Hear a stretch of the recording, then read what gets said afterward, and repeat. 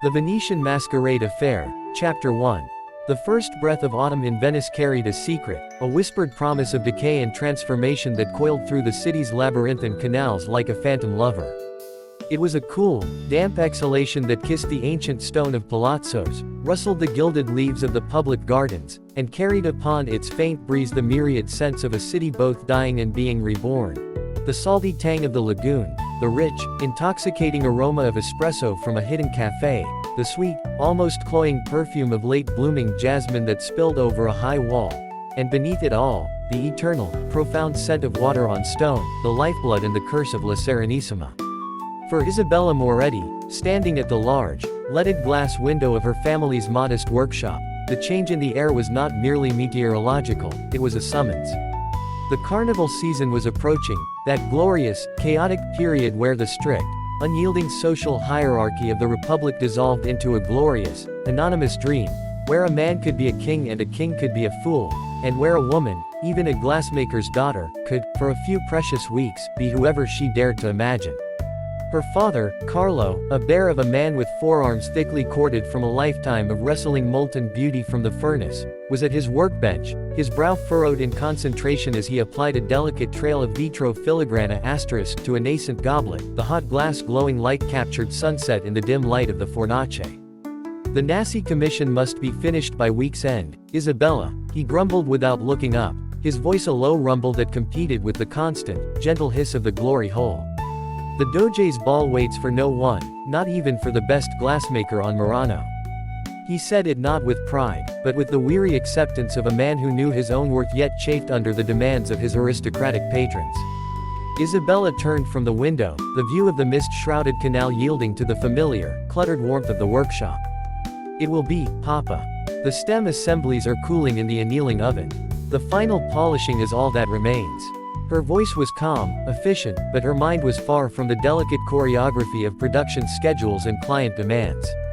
It was out there, in the gathering twilight, already losing itself in the maze of Calli and Campi, imagining the rustle of silk, the weight of a mask, the intoxicating freedom of being unseen, of being unknown. She was 22, with eyes the color of dark amber and hair the rich, deep brown of polished mahogany that she kept tied back in a practical braid, though tendrils constantly escaped to frame a face that was more striking than classically beautiful, a straight nose, a mouth perhaps too wide for current fashion, and a chin that hinted at a stubbornness she was careful to conceal. Her hands, though skilled and gentle, bore the small, silvery scars that were the badge of her trade, tiny kisses from shards of glass and droplets of molten crystal. The Nasi commission was for a set of 12 celebratory goblets, each to be a masterpiece of the glassblower's art, destined for the table of one of the wealthiest and most powerful families in Venice. They were to be a wedding gift for the Nasi heir, a young man known more for his gambling debts and dueling scars than his diplomatic acumen, who was to be wed to the daughter of a Florentine banker in a union of pure political and financial convenience. The irony was not lost on Isabella. She spent her days crafting symbols of love and celebration for a match devoid of either, her hands shaping beauty for a world that would never see the person behind the creation. As she carefully wrapped the last of the cooled goblets in soft lamb's wool, her fingers tracing the exquisite spiral of the stem, her own design, she felt a familiar pang of restless longing. Her world was defined by the four walls of the workshop and the small family apartment above it. Her future, she knew, was likely to be a mirror of her mother's, a marriage to a decent, solid craftsman from another workshop, a life of raising children and managing a household, her own dreams and talents slowly subsumed by duty. The Carnival was her only escape, her only taste of a different life. The bell above the workshop door jingled, its cheerful sound slicing through the somber mood. A man stood silhouetted against the darkening canal, his form tall and lean beneath a finely tailored cloak of dark wool. He stepped inside, pushing back his hood to reveal a face that was arrestingly handsome in a sharp, almost severe way, high cheekbones, a strong jaw currently shadowed with a day's growth of beard, and eyes of a cool, piercing gray that seemed to take in the entire workshop, its inhabitants, and its secrets in a single, sweeping glance. He was not one of their usual patrons. Those men sent servants. They did not come themselves, and they certainly did not carry the subtle aura of danger and authority that this man wore as easily as his cloak. Carlo looked up, his hands stilling their work. "Signore, can I help you?" The stranger's lips curved into a smile that did not quite reach his eyes. I was told Carlo Moretti is the only man on Murano who can achieve true clarity in a large asterisk cristallo asterisk piece without sacrificing strength. I find myself in need of such skill. His voice was a low, cultured baritone, its accent pure Venetian aristocracy, but with a curious, hard-edged timbre that suggested a life beyond the ballrooms and council chambers. He wanted a mask, he explained. Not a simple volto or a bauta to be bought from a stall in the piazza. He wanted a full-face mask of blown glass, something unique, something formidable, a piece of art to be worn for the opening ball of the Carnival at the Palazzo Ducale. He described a vision of a mask that resembled frozen moonlight, with subtle threads of cobalt blue swirling through it like a night sky reflected in a frozen canal, and he wanted it to be strong enough to withstand a blow, light enough to be worn all night, and flawless enough to be the envy of every other masked reveler. It was an impossible request, a challenge that bordered on insanity. Carlo shook his head, already dismissing the idea. Impossible, signore. The curvature, the structural integrity, it would shatter during cooling, or worse, on the wearer's face. I make glass, not miracles. But the stranger was persistent, and his arguments were not merely verbal. He reached into his cloak and produced a purse that landed on Carlo's workbench with a heavy, metallic thud that spoke of more coin than the workshop saw in 6 months. I am told you enjoy a challenge, Maestro Moretti. And I pay handsomely for those who help me achieve my desires. His gray eyes flickered from Carlo to Isabella, who had been watching the exchange in silent fascination. For a fleeting second, his gaze held hers, and she felt a bizarre and unwelcome thrill. A sensation like stepping onto a gondola that had just been untethered, leaving her unmoored and adrift. There was an intensity in his look that was both compelling and unsettling. Carlo, his pragmatism warring with his artisan's pride and the undeniable lure of the gold, finally let out a grudging sigh. The design would have to be perfect. The cooling process would take days, controlled to the exact degree. It is a massive risk. Then we shall take it together, the stranger said, his smile now genuine, and therefore, to Isabella, even more dangerous. I am called Alessandro. I will return in 3 days to see the initial designs. And with a slight bow that was somehow more arrogant than deferential, he was gone, leaving the heavy purse on the bench and a charged silence in his wake. The following days were a whirlwind of fevered activity. Carlo, once convinced, threw himself into the problem with a passion Isabella hadn't seen in years. He sketched, he calculated, he muttered to himself about thermal dynamics and annealing cycles. Isabella became his chief collaborator, her steady hands and keen eye for detail making her indispensable. She suggested a double layering technique, a secret process her great-grandfather had supposedly devised, where 2 ultra-thin layers of crystal were fused together with the cobalt filament trapped between, creating strength through tension and flexibility. They worked late into the night, the workshop illuminated by the hellish glow of the furnace and the gentle flicker of oil lamps.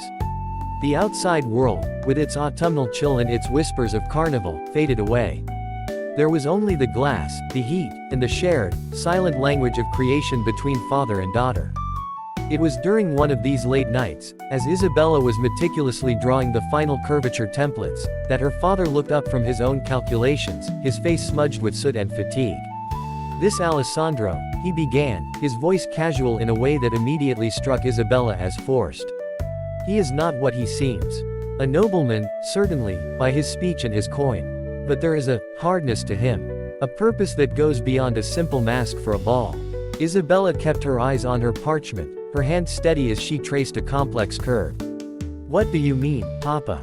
Carlo leaned closer, lowering his voice even though they were utterly alone. I asked around, discreetly. The name Alessandro is common enough, but the description. Men like that are not merely patrons of the arts. They whispered of the Council of 10, of secret business, of dangerous games. The Council of 10, the shadowy, omnipotent body that governed Venice's secrets, its security, and its brutal justice.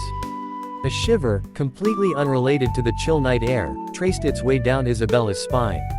The handsome stranger's intense gaze, his air of command, the impossible demand for a mask that could withstand a blow, it suddenly took on a new, sinister significance. On the 3rd day, Alessandro returned. He moved through the workshop like a panther inspecting its domain, his gray eyes missing nothing. Carlo presented the designs, explaining the complex process with a mixture of pride and wariness. Alessandro listened intently, asking sharp, intelligent questions that revealed a surprising understanding of the craft's limitations and possibilities. His attention, however, kept drifting to Isabella, who was busy at the annealing oven, pretending to be utterly absorbed in checking the temperature of a batch of cooling perfume bottles. She could feel his gaze on her back like a physical touch, warm and disconcerting. When the business was concluded and Alessandro prepared to leave, he paused beside her workbench. "Your father tells me the double layering technique was your suggestion, Signorina," he said, his voice softer now, meant for her ears alone. She forced herself to look up, to meet those penetrating gray eyes. Close to, she saw they were not a flat color, but were shot through with tiny flecks of silver and blue, like the surface of the lagoon under a winter sky. "It was a logical solution, Signore Alessandro," she replied, hoping her voice sounded steadier than she felt. A faint, appreciative smile touched his lips. "Logic is a rare and beautiful commodity," he murmured. His eyes dropped to her hands, which were nervously clasping a polishing cloth. "And these are the hands that translate it into beauty. I am in your debt." Before she could formulate a response, he had taken her hand. He did not kiss it, as a nobleman might. Instead, he simply turned it over, his thumb, calloused and surprisingly rough for a lord, brushing across the network of fine silver scars that marked her palm. The contact was brief, but it sent a jolt of sensation through her, a confusing mixture of shock and something else, something warm and liquid and deeply unsettling. It was an intimacy more profound than a kiss, a recognition of her work, her struggle, her identity. "A map of your art," he said quietly, his eyes locking with hers once more. Then he released her hand, gave a curt nod to her father, and was gone. Isabella stood frozen, her skin tingling where he had touched it, the weight of his words and the dangerous allure of his presence hanging in the air around her like the finest glass thread, invisible but impossibly strong. The mask was no longer just a commission, it was a mystery, and its commissioner was a man who looked at her not as a glassmaker's daughter, but as a woman, and who carried with him the chilling shadow of the Council of Ten. The carnival, she realized with a thrilling and terrifying certainty, had already begun. The days that followed Alessandro's visit were a study in controlled chaos within the Moretti workshop, a place transformed from a humble artisan's haven into a crucible where art, ambition, and now a thrumming undercurrent of fear and fascination were being melted and fused together under the relentless, fiery breath of the furnace.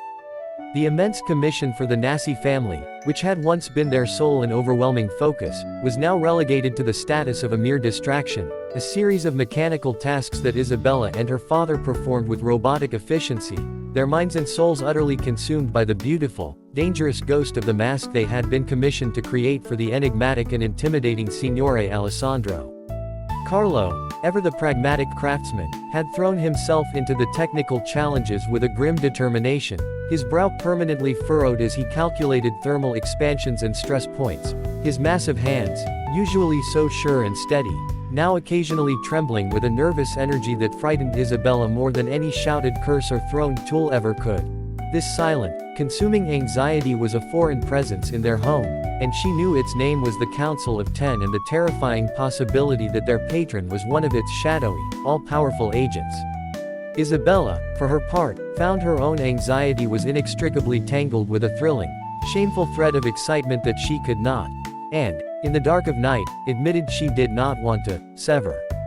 The memory of Alessandro's touch, the rough pat of his thumb tracing the scars on her palm, played over and over in her mind like a forbidden melody, a sensation so vividly imprinted on her skin that she would sometimes catch herself staring at her hand, half expecting to see a physical mark left by his brief, electric contact. She threw herself into the design work with a ferocious intensity, spending hours by the flickering light of an oil lamp, her quill scratching across parchment as she refined the mosque's contours, not merely for strength and fit, but for beauty, for a predatory elegance that would suit its mysterious owner. She imagined his gray eyes behind the crystalline facade, and a flush would warm her cheeks. She was crafting a part of him, an artificial skin that would both conceal and reveal, and the intimacy of this act felt more profound than any kiss could ever be. It was during one of these long, silent evenings, with the only sounds being the pop of the lamp's wick and the distant cry of a gondolier on the canal, that the first disaster struck. Carlo was attempting the initial blow for the mosque's primary form, gathering a great, glowing, honey-like gather of molten cristallo on the end of his blowpipe. The air shimmered with heat, and Isabella stood ready with the marver and blocks, her heart hammering against her ribs.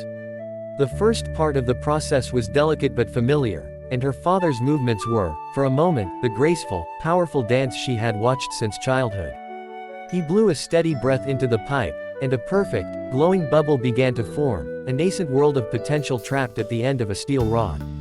But as he went to transfer the pipe to the punty rod for further shaping, his foot, perhaps made clumsy by exhaustion and tension, caught on a loose brick on the workshop floor. He stumbled, just a fraction, but it was enough. The magnificent, glowing bubble of glass wavered, tilted at an impossible angle, and with a sickening, soft sigh, it slid from the end of the pipe and fell, a miniature dying sun, to the stone floor where it exploded into 1,000 glittering, razor-sharp shards that skittered across the room like malevolent stars. The silence that followed was deafening, broken only by the hiss of the furnace and Carlo's ragged, horrified breath. He stood frozen, staring at the wreckage of their first attempt, his shoulders slumping in a posture of such profound defeat that Isabella's heart ached for him. The cost of the materials alone was staggering, a significant portion of the heavy purse already gone in a single, catastrophic moment. "It's gone," he whispered, his voice hoarse. "It's impossible. I cannot do it." He looked old then, older than she had ever seen him, the fire of his spirit seemingly extinguished along with the ruined glass. Isabella moved to him, not with words, for there were none adequate, but with action. She silently fetched a broom and a dustpan, and together, without speaking, they swept up the glittering evidence of their failure, each shard a tiny, painful reminder of their hubris. When the last fragment was cleared, Carlo sank onto a stool, his head in his hands. It was then that Isabella found her voice, a new steel in it that she did not recognize as her own. "We will try again, Papa," she said, her tone leaving no room for argument. "We will try again tomorrow. The flaw was not in the design, nor in your skill. It was a loose brick. That is all. It is a problem we can fix." She knelt before him, placing her scarred hands over his soot-blackened ones. "You are Carlo Moretti. You can achieve true clarity without sacrificing strength." He was right about that. Her words, echoing the stranger's compliment, seemed to jolt him. He looked up, and in his eyes, she saw a flicker of the old pride battling the fear. He gave a slow, weary nod. They would try again. The second attempt, the following day, was conducted with a funereal solemnity. Isabella had checked and rechecked every inch of the floor. The tension in the workshop was a physical entity, thick and suffocating. This time, the initial blow was successful. The transfer to the punty was flawless. Carlo, his jaw clenched with concentration, began to shape the mosque's basic form, rolling the glowing glass on the marver, using wooden blocks to define the planes that would become a forehead, a nose, a strong jaw. Isabella worked beside him, her own breath held, as she applied the first delicate trail of cobalt blue filament, laying it onto the molten surface with a precision that bordered on the supernatural. The glass accepted it, swallowing the color into its heart. The first major cooling phase began, a painstaking process of placing the piece into the annealing oven where the temperature would be lowered by infinitesimal degrees over 12 hours to relieve the internal stresses. It was a success, but only the first of countless hurdles. The next day, they would have to reheat the piece and begin the agonizing process of inflating it again to create the second, inner layer, the innovation that was to be its secret strength. It was on the eve of this next critical phase that Alessandro returned, his arrival once more unannounced, a shadow detaching itself from the deeper shadows of the canal outside. He stepped into the workshop, and his presence immediately seemed to shrink the room, to make the fiery heat of the furnace feel suddenly cool. He did not ask for a progress report, his sharp gray eyes went immediately to the annealing oven, as if he could see the precious, partially formed object within. "Maestro Moretti," he said, his voice a low rumble that vibrated in Isabella's bones. "I trust the work proceeds." It was not a question. Carlo, to his credit, stood his ground, though Isabella saw the muscle in his jaw twitch. "It proceeds, signore. We have encountered challenges. But we proceed." Alessandro's gaze swept over the workshop, taking in the tired faces, the nervous energy, before finally coming to rest on Isabella. She felt pinned by that look, like a butterfly in a collector's case. Challenges are the whetstone upon which greatness is sharpened, he said, and it was impossible to tell if he was mocking them or offering a bizarre form of encouragement. He began to move around the workshop, his movements quiet and predatory, his fingers trailing over finished pieces, a delicate vase, a finely sculpted figurine of a lion of St. Mark. Your work is extraordinary. There is a soul in it. He stopped before a small, discarded practice piece Isabella had made years ago, a tiny, fragile songbird made of clear glass, its form caught in mid-flight. It was imperfect, a sentimental piece she had never had the heart to throw away. He picked it up with a surprising tenderness, cradling it in his palm. "This is yours," he stated, again without asking. She could only nod, her throat dry. "It has hope in it," he murmured, more to himself than to her. "A belief in beauty that is rare." He set the bird down with exquisite care and turned back to her father. "I require an update. A detailed one. Walk with me, maestro." It was a command, not a request. Carlo, after a hesitant glance at Isabella, nodded and followed the taller man out of the workshop and into the misty evening, leaving Isabella alone with the pounding of her heart. She did not mean to eavesdrop. But the men had stopped just outside the still open door, their voices carrying back into the warm, well-lit workshop on the damp air. She stood frozen near the doorway, hidden by a rack of cooling rods, her every sense straining. "The Nasi wedding," Alessandro was saying, his voice low and serious. "The ball will be a nexus of certain discussions.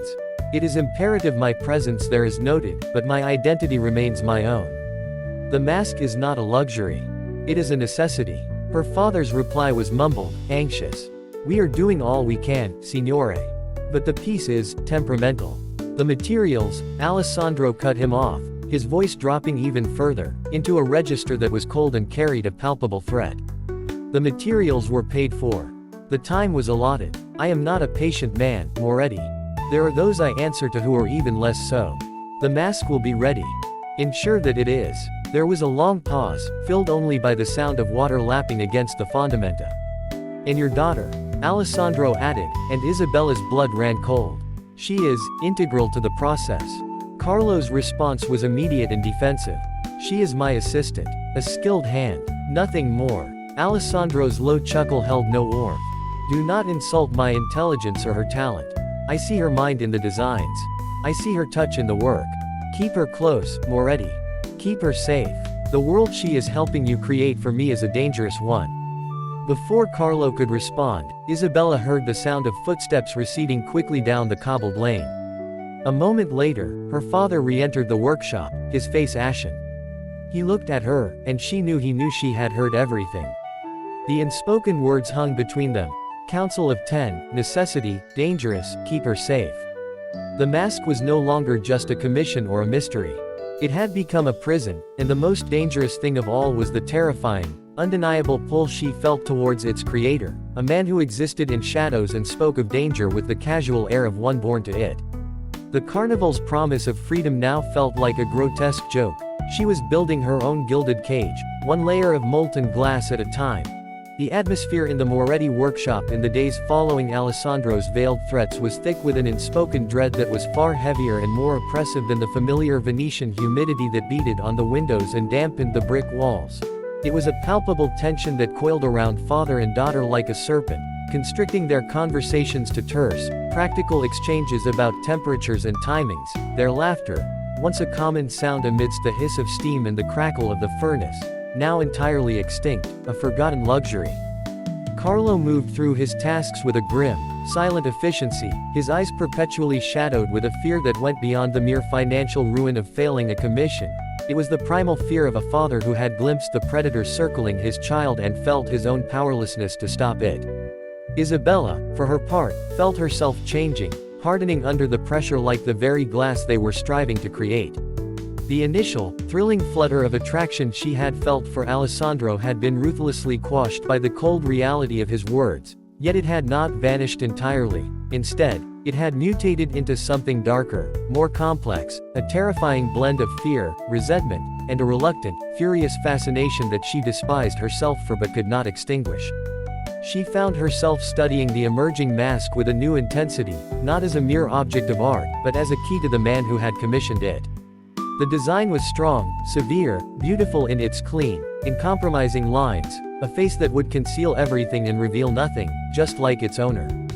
Every time she opened the annealing oven to check on its slow, careful cooling, she felt she was staring into the frozen, waiting heart of a storm. Their world, already shrunk to the confines of this single, high-stakes project, was further invaded by the outside world's demands in the form of a officious, perfumed servant from the Nasi household, who arrived to fret over the progress of the wedding goblets and to remind them, with a haughty sniff, that the Doge's ball and the subsequent wedding were the most important events of the social season and that any delay would be met with not just financial penalty but lasting disgrace.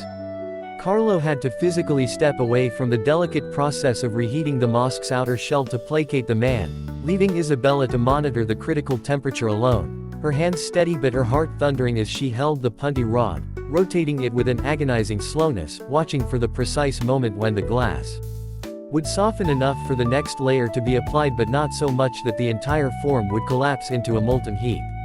It was during this precise, nerve-shredding operation that the second crisis occurred. The Nasi servant, dissatisfied with Carlo's answers, had followed him back towards the main furnace area, his voice rising in a petulant whine about the depth of the gilding on the stem of one of the goblets. Distracted, Carlo turned to argue, his elbow jostling a long metal pincer that was leaning against a work table. The tool clattered to the floor with a deafening crash right behind Isabella. She jumped, her concentration shattered for a single, fatal second. Her grip on the punty rod faltered, and the rod, with its precious, partially reheated cargo, tipped. The mask did not fall, but it swayed, its own weight causing it to bend ever so slightly at a critical stress point. Isabella gasped, righting it instantly, but the damage was done. A fine, hairline crack, almost invisible to the naked eye, had appeared in the inner layer, running from the edge of what would be the eye socket down towards the cheek. It was a death sentence for the piece. A flaw in the structural integrity that no amount of polishing could ever fix. The goblets, the Nasi servant, her father's terrified face, all of it faded into a muffled roar in her ears. There was only the crack, a tiny, mocking scar on their dream, proof of their ultimate inadequacy. It was Carlo who reacted first. With a roar of pure fury that was directed not at her, but at the universe itself, he seized the startled Nasi servant by the collar and physically threw him out of the workshop, slamming the door and bolting it shut. He then turned to Isabella, who was standing frozen, tears of shame and despair beginning to well in her eyes. But his face was not angry, it was strangely calm, resolved. He walked over to her and placed a heavy, comforting hand on her shoulder. "It is not your fault, Bella," he said, his voice rough but gentle. "It is this accursed pressure. It makes fools of us all." He peered closely at the crack, his experienced eyes tracing its path. "It is a clean fracture. In the inner layer only. We cannot fix it, but perhaps we can hide it." A wild, desperate plan began to form between them, born of equal parts genius and despair. They would not try to repair the crack. Instead, they would incorporate it.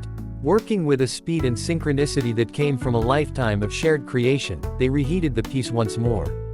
As Carlo carefully manipulated the overall form, Isabella prepared a thick, past-like mixture of crushed glass and cobalt pigment. Using a fine-tipped tool usually reserved for the most delicate filigree work, she traced the path of the crack with the blue paste, not trying to conceal it, but emphasizing it, transforming the flaw into a design feature. She extended the line, curling it into an elegant, abstract pattern that swept from the temple down across the cheek, like a frozen tear or a stylized bolt of lightning. It was a gamble of breathtaking audacity. When they were done, the mask was no longer a pure, flawless representation of frozen moonlight, it was something else, something more complex and infinitely more interesting. The accidental crack, now a bold, dark blue swirl, gave the mask a narrative, a history, a hint of damage and strength combined. It was no longer just a mask, it had a character. Exhausted, emotionally spent, they secured the mask back in the annealing oven for its final, marathon cooling cycle. It was late, the moon high over the canals, and Carlo, gray with fatigue, stumbled upstairs to his bed, leaving Isabella to clean the workshop. She was scrubbing paste from her tools when a soft, insistent tapping came at the workshop's side door, the one that opened onto a narrow, deserted alleyway. Her blood ran cold. It was not Alessandro's firm, commanding knock. This was furtive, secretive. Heart in her throat, she picked up a heavy glass cutting blade and approached the door. "Who is there?" she whispered, her voice trembling. The response was a low, familiar murmur. "It is me, Luca." A wave of relief so intense it made her knees weak washed over her. Luca was her oldest friend, the son of a gondola maker from the neighboring workshop, a boy she had climbed roofs and skipped stones with, who had grown into a man with kind eyes and steady hands, whose open admiration for her was a simple, uncomplicated fact of her life. She unbolted the door and he slipped inside, his usual cheerful expression replaced by one of urgent concern. "Isabella, are you all right? I saw the nasty man leave in a fury hours ago, and your father, he looked like death." He reached out, his calloused hand, familiar and safe, brushing a stray hair from her forehead. "The whole island is talking about your mysterious patron. They say he is a black agent of the Ten, Isabella. They say he is here on Murano because someone is plotting against the Republic and he is rooting them out." Luca's news confirmed their worst fears, giving their nebulous dread a concrete and terrifying shape. Before she could respond, Luca's eyes fell on the annealing oven. "Is that it? The thing that is putting such fear in your eyes?" He took a step closer, his face full of worry. "Bella, you must be careful. Men like that, they leave destruction in their wake. They use people and discard them." He looked back at her, his expression earnest. "You know how I feel about you. I have nothing to offer you but a simple life in my heart, but it is a safe heart. It would never put you in danger." It was a moment she had long seen coming, and one she had always gently sidestepped. But now, surrounded by fear and the spectral presence of another, dangerous man, Luca's simple, safe love felt like a lifeline thrown to a drowning woman. She felt a powerful urge to grasp it, to let his steadiness pull her away from the precipice she was standing on. But as she looked into his worried, familiar face, the image of another face, one with storm-gray eyes and a voice that could command and caress in the same breath, flashed in her mind. The memory of that single, electric touch on her palm burned anew. Luca was offering her safety, a harbor from the storm. Alessandro was the storm. And as she stood there in the quiet workshop, the choice before her felt less like one between two men and more like a choice between two lives. One of predictable calm and one of terrifying, exhilarating, potentially destructive passion. She opened her mouth to answer Luca, to perhaps accept the sanctuary he offered, but the words would not come. Instead, from the street outside the main door, came the sound of boots on cobblestones, a firm, confident stride that stopped directly outside. There was no mistaking that step. A single, authoritative knock rang through the silent workshop. Alessandro had returned. Luca's eyes widened in alarm. Isabella's heart hammered against her ribs, a frantic drumbeat announcing the arrival of the storm. The safe harbor was receding, and the waves were about to break over her head. The authoritative knock that echoed through the workshop seemed to suck all the air from the room, leaving Isabella and Luca suspended in a moment of pure, breathless panic. Luca's eyes, wide with a fear that was both instinctual and informed by the grim gossip of the island, darted from Isabella's stricken face to the bolted main door, and in that split second, a silent communication passed between the two childhood friends, a shared understanding of the profound danger that stood on their doorstep. With an agility born of a lifetime navigating the hidden passages and secret calli of Venice, Luca moved, not towards the door, but towards the side entrance from which he had entered, his movements swift and silent. He paused only for a heartbeat, his hand on the latch, to throw one last, desperate look at Isabella, a look that was part warning, part plea, and part heartbreak, before he slipped out into the dark, mist-shrouded alleyway, pulling the door shut behind him without a sound, vanishing as completely as if he had been a ghost himself. Isabella stood frozen, the heavy glass-cutting blade still clutched in her sweaty palm, her heart hammering a frantic, wild rhythm against her ribs that she was certain could be heard on the other side of the door. The knock came again, louder this time, more impatient, a sound that brooked no delay. Forcing her legs to move, feeling as though she were wading through deep water, she walked to the main door, her mind racing. She could not let him in. Her father was asleep, exhausted, and the mask, their flawed, beautiful, desperate salvation, was still cooling in the oven, vulnerable.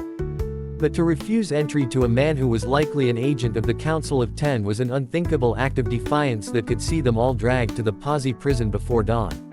Her hand trembled as she unbolted the heavy wooden door and pulled it open just a crack. Alessandro stood there, not in the fine wool cloak of his previous visit, but dressed in the dark, practical clothing of a merchant or a sailor, his attire damp with the pervasive mist that curled off the canal behind him like grasping fingers.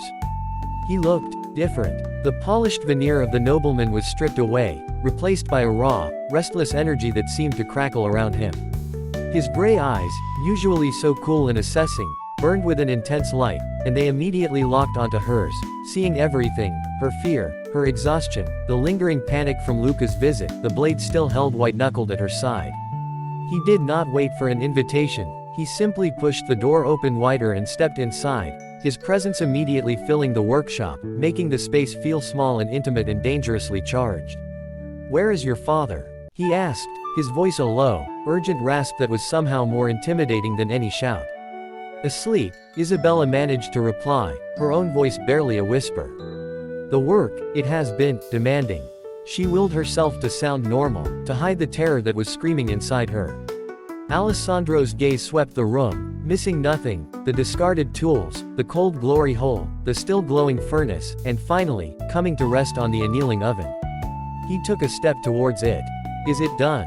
The question hung in the air, loaded with consequences.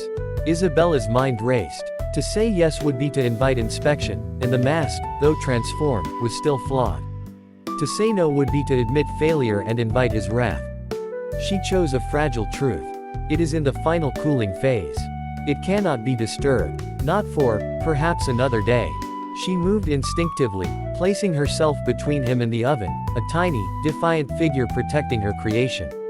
The structural integrity is too fragile. Any change in temperature, any movement, could shatter it. She was surprised by the steadiness of her own voice, the authority she was able to muster when defending her art. Alessandro stopped, his intense gaze shifting from the oven to her, and for the first time, he seemed to truly see her, not as the glassmaker's daughter, not as a skilled pair of hands, but as Isabella. He saw the smudges of fatigue under her eyes, the protective way. She stood before the oven, the courage it took to stand up to him. A strange, unreadable expression flickered across his face, something that might have been respect, or perhaps something warmer, more dangerous. He did not try to push past her. Instead, he let out a long, slow breath, and some of the frantic energy seemed to drain out of him, leaving behind a weariness that was, in its own way, just as compelling. "I apologize," he said, the words sounding foreign and unexpected on his lips. "I did not mean to intrude upon your rest. The pressures of my own world are great, and they make me poor company." His eyes fell on the blade she still held. "You thought you needed to defend yourself. From me." There was no mockery in the question, only a genuine, almost surprised curiosity. Isabella slowly lowered the tool, her face flushing with a mixture of shame and defiance. "A woman alone at night must be cautious, signore. Even on Murano." She expected him to dismiss her concern, to remind her of his power and status. Instead, he nodded, a grim understanding in his eyes. "You are wise. The world is full of threats, some of them hiding in plain sight." He took another step closer, not towards the oven, but towards her. The space between them seemed to shrink, charged with an electricity that made the air hum. He was close enough now that she could smell the night air on his clothes, a hint of salt from the lagoon, and beneath it, the clean, masculine scent of him. His eyes traced the line of her face, the curve of her neck, with an artist's intensity, and she felt her skin prickle under his gaze. "Show me," he said, his voice barely a whisper. "Show me what you have made for me." It was not a command this time, it was a request, almost a plea. Isabella found herself nodding, her earlier resistance melting away under the heat of his focused attention. She moved to the heavy iron door of the annealing oven, her hands surprisingly steady as she unlatched it. A wave of dry, controlled heat wafted out. Inside, resting on a bed of fireclay, was the mask. It was no longer a mere object of glass, it was a thing of profound, almost eerie beauty. The clear cristallo had cooled to a perfect, water-like clarity, and swirling within it, emerging from the precise, elegant crack that had been their disaster and now their salvation, was the bold, dark blue filament, a lightning bolt of cobalt that swept dramatically from the temple down across the cheek, giving the neutral face a story, a hint of tragedy, of strength born from fracture. The lamplight caught it, making the blue seem to glow from within, a frozen flash of midnight captured in crystal. Alessandro did not speak. He simply stared, his face a mask of its own, utterly still. Isabella held her breath, waiting for the explosion, for the accusation of flaw, for the cold fury that would surely follow. He leaned closer, his shoulder brushing against hers, sending a jolt through her entire body. He reached out, but stopped himself, his fingers hovering inches from the warm glass, as if afraid to touch something so perfect. The flaw, he finally murmured, and Isabella's heart stopped. You saw the crack. It was not a question. She nodded, her throat too tight to speak. We could not fix it. So we made it a part of the story. Alessandro was silent for a long moment, his eyes devouring every curve, every line of the mask. When he finally turned to look at her, his gray eyes were blazing with an emotion she could not name. It is not a flaw, he said, his voice thick with something like awe. It is a signature. It is the most beautiful thing I have ever seen. He was not looking at the mask anymore. He was looking at her. You did this. You saw the break and you did not hide it. You gave it power. In that moment, the dangerous nobleman, the feared agent of the Ten, was gone. In his place was a man who understood creation, who saw the beauty and imperfection, who looked at her not as a servant or a tool, but as an artist, an equal. The shift was so profound, so disarming, that Isabella felt the last of her defenses crumble. He did not move to touch her, but the space between them vanished nonetheless. The workshop, with its tools and its furnace, faded away. There was only his gaze, intense and unwavering, and the hammering of her own heart. Isabella, he said, and her name on his lips was a caress, a confession. You have no idea what you are weaving yourself into. The world I move in, it is not a kind one. This mask, he gestured to the oven, it is not for a ball. It is a shield. It is a weapon. There are men in Venice who would see the Republic burn for their own gain, and I am hunting them. The Nasi wedding, it is not a celebration. It is a battlefield. And this, he tapped the oven door, is my armor. He was telling her secrets that could get them both killed, trusting her with a truth that was more dangerous than any lie. He was pulling back the curtain, and the view was terrifying. But in that terror, Isabella felt a terrifying, thrilling sense of purpose. She was not just a craftsman fulfilling an order, she was his accomplice. Why are you telling me this? She whispered. Alessandro's expression was grim. Because when you wear a piece of art, you carry the soul of the artist with you. I need to know the soul of the woman whose hands are saving my life. And because, he hesitated, a vulnerability in his eyes that she would have thought impossible for him. Because I look at you, Isabella Moretti, and I see the same thing I see in this glass. Strength, clarity, and a beautiful, undeniable fracture that makes you who you are. I have spent my life building walls, building masks far more effective than this one. But you see through them. You have from the beginning. It was the most intimate thing anyone had ever said to her.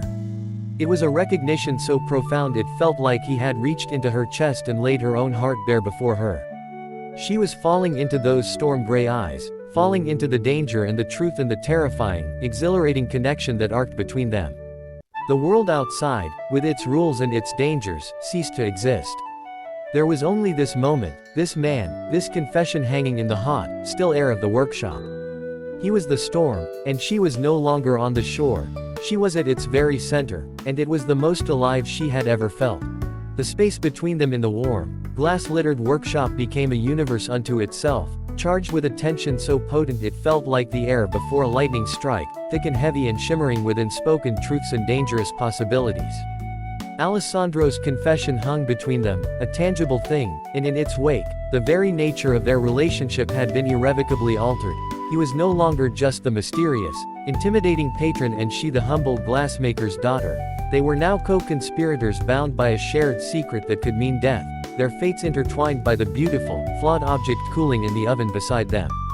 Isabella could feel the heat from the furnace on one side and the more unsettling, magnetic heat emanating from Alessandro on the other, and she felt herself swaying towards him as if pulled by some fundamental gravitational force. Her earlier fears not vanished but transformed into a different, more thrilling kind of terror. He had seen her, truly seen her, in a way no one else ever had. Not her father, not Luca. He had looked past her station, her gender, her practicality. And had named the restless longing, The beautiful fracture that was the core of her being, and in doing so, he had unlocked a part of her she had kept tightly suppressed. His gray eyes, which had once seemed so cold and assessing, now burned with a fierce, open intensity that held her captive, and she saw in them not just danger, but a profound loneliness that mirrored her own, a loneliness that came from living behind walls and masks of one's own making. He was still waiting for an answer, for some sign that she understood the perilous path he was offering her a glimpse down, and she found her voice, though it was husky and unfamiliar to her own ears. "I see your walls, Signore Alessandro," she whispered, the title feeling formal and absurd given the intimacy of the moment. "And I see the man building them. It is a lonely occupation." It was a bold thing to say, a risk that made her heart hammer against her ribs, but the words felt true and necessary. Alessandro's response was not verbal, it was a slow, deliberate closing of the scant distance between them. He did not grab her, did not rush. He simply raised his hand, the same hand that had so shockingly traced the scars on her palm days before, and now he brought it to her face, his fingertips brushing against her cheek with a touch so astonishingly gentle it made her breath catch in her throat. His skin was rough with calluses that spoke of a life not spent entirely in drawing rooms and council chambers, but of sword grips and rope lines, and the contrast between that roughness and the exquisite tenderness of his touch sent a shiver through her entire body. His thumb stroked the line of her jaw, his eyes following the path of his own fingers as if memorizing her, and the world beyond the workshop, the sleeping city, the political intrigues, her father upstairs, the ever-present threat of the Council of Ten. All of it melted into a distant, irrelevant hum. There was only the hiss of the furnace, the rapid cadence of her own breathing, and the devastatingly soft sensation of his skin against hers. "Lonely," he repeated, the word a low, ragged murmur that was more felt than heard. "Yes. Until this moment." He leaned in closer, and Isabella's eyes fluttered shut, every nerve ending in her body alight with anticipation, with a yearning so acute it was a physical ache. She could feel the warmth of his breath on her lips, could smell the night air and salt and the essential scent of him, and she was tilting her face up to meet his, her entire being screaming its consent. The kiss, when it came, was not a conquest but a revelation. It started with a soft, searching pressure, a question asked in the silent language of touch. His lips were firm yet incredibly soft, moving against hers with a slow, devastating patience that unraveled her completely. There was no hesitation in her response. She kissed him back with a passion that surprised her, her hands coming up to clutch at the rough wool of his jacket, anchoring herself as the solid floor of her world seemed to dissolve beneath her feet. His arms slid around her waist, pulling her firmly against him, and she could feel the hard, powerful lines of his body, so different from her own, a testament to the dangerous life he led. The kiss deepened, becoming less about question and answer and more about a shared, desperate hunger, a claiming and a surrender happening all at once. It was a kiss that tasted of secrets and danger and a connection so immediate and profound it felt less like a first kiss and more like a homecoming, a remembering of a touch that had always been meant to be. Time lost all meaning. There was only the slow, sensual exploration of mouths, the feel of his heart hammering against hers through their clothes, the slight scratch of his stubble against her skin, a sensation so intensely erotic it made her knees weak. He kissed her as if he were a starving man and she were his first taste of sustenance, with a reverence and a desperation that left her dizzy and breathless, her mind emptying of everything but the feel of him, the taste of him, the rightness of him. When they finally broke apart, both of them were breathing heavily, their foreheads resting together as they struggled to regain some semblance of equilibrium. The air around them crackled with the aftermath, the silence now filled with the echo of what had just transpired. Isabella's lips felt swollen, sensitized, branded by his. She opened her eyes to find him watching her, his gray eyes dark with a storm of emotion, desire, wonder, and a flicker of the same fear she felt, the fear of having something precious that could so easily be lost. He did not apologize, did not make excuses. He simply brushed his thumb over her kiss-swollen bottom lip, a possessive, tender gesture that made her shiver anew. "Isabella," he breathed, her name a prayer on his lips. Before either of them could speak, before the real world could come crashing back in with all its complications and dangers, a sound from the annealing oven, a faint, almost musical ping as the cooling glass adjusted to its final temperature, broke the spell. It was a reminder of the practicalities, of the reason he was here. Alessandro slowly, reluctantly, straightened up, though he kept one hand resting on the small of her back, a point of contact that felt both comforting and claiming. "It is ready," she said, her voice unsteady. He nodded, his professional mask sliding partway back into place, though the heat in his eyes remained. "Then let us see if it fits its purpose," he said, his voice low. With a reverence that matched her own, Isabella, her hands trembling only slightly, opened the oven door fully. Using thick, padded gloves, she carefully lifted the mask from its fireclay bed.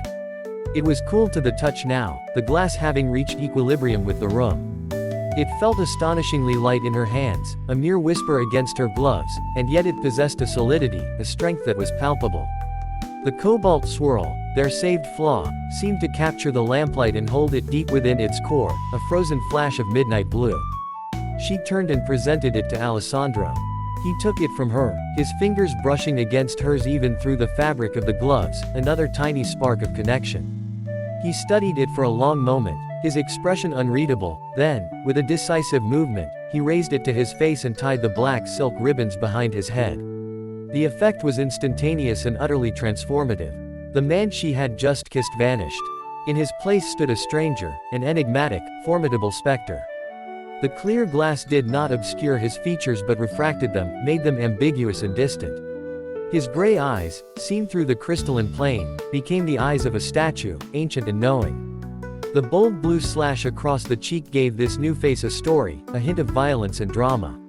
It was no longer a mask, it was a new identity. He turned to look at her, and even though she knew it was him, the effect was chilling. He was anonymous, powerful, and utterly detached. He was the agent of the Council of Ten.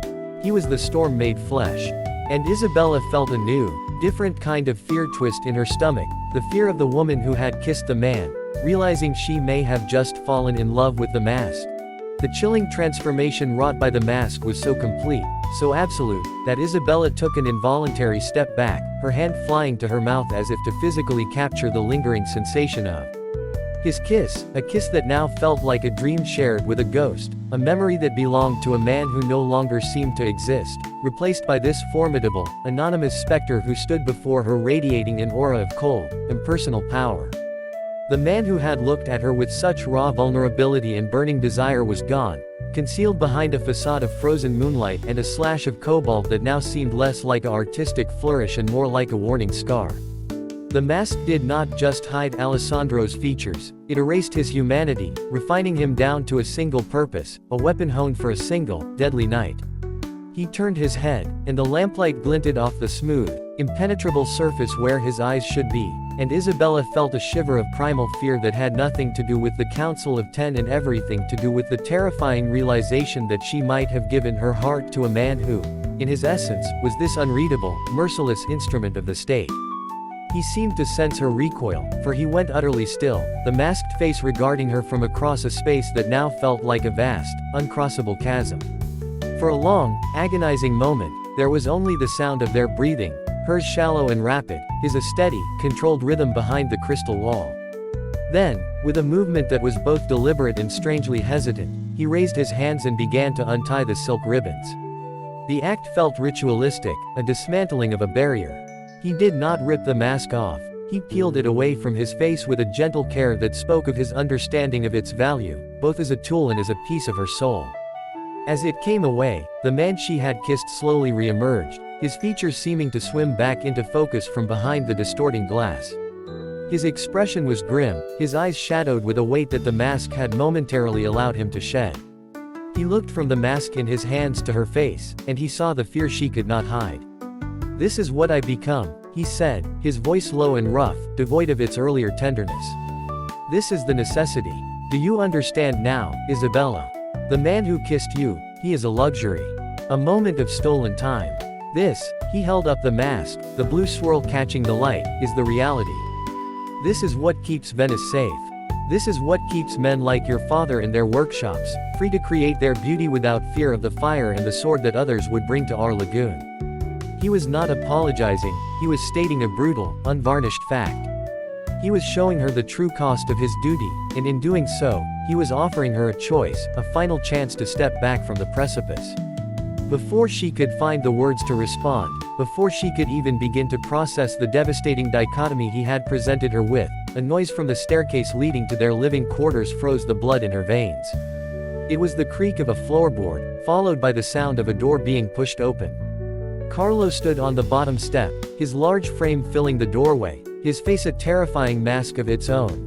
A grotesque mixture of sleep-rumpled confusion, dawning horror, and a fury so profound it seemed to radiate from him in waves. He was clad only in his nightshirt, his feet bare, and he looked like a patriarch from an ancient tragedy, awakened to find his house defiled. His eyes, white and bloodshot, swept over the scene, taking in Isabella's disheveled hair and flushed cheeks, the stranger standing far too close to her in the middle of the night, and finally, the magnificent, otherworldly mask held in the stranger's hand, the fruits of their labor, their secret, their damnation, now revealed in the most compromising context imaginable. The silence that followed was thicker and more suffocating than the heat from the furnace.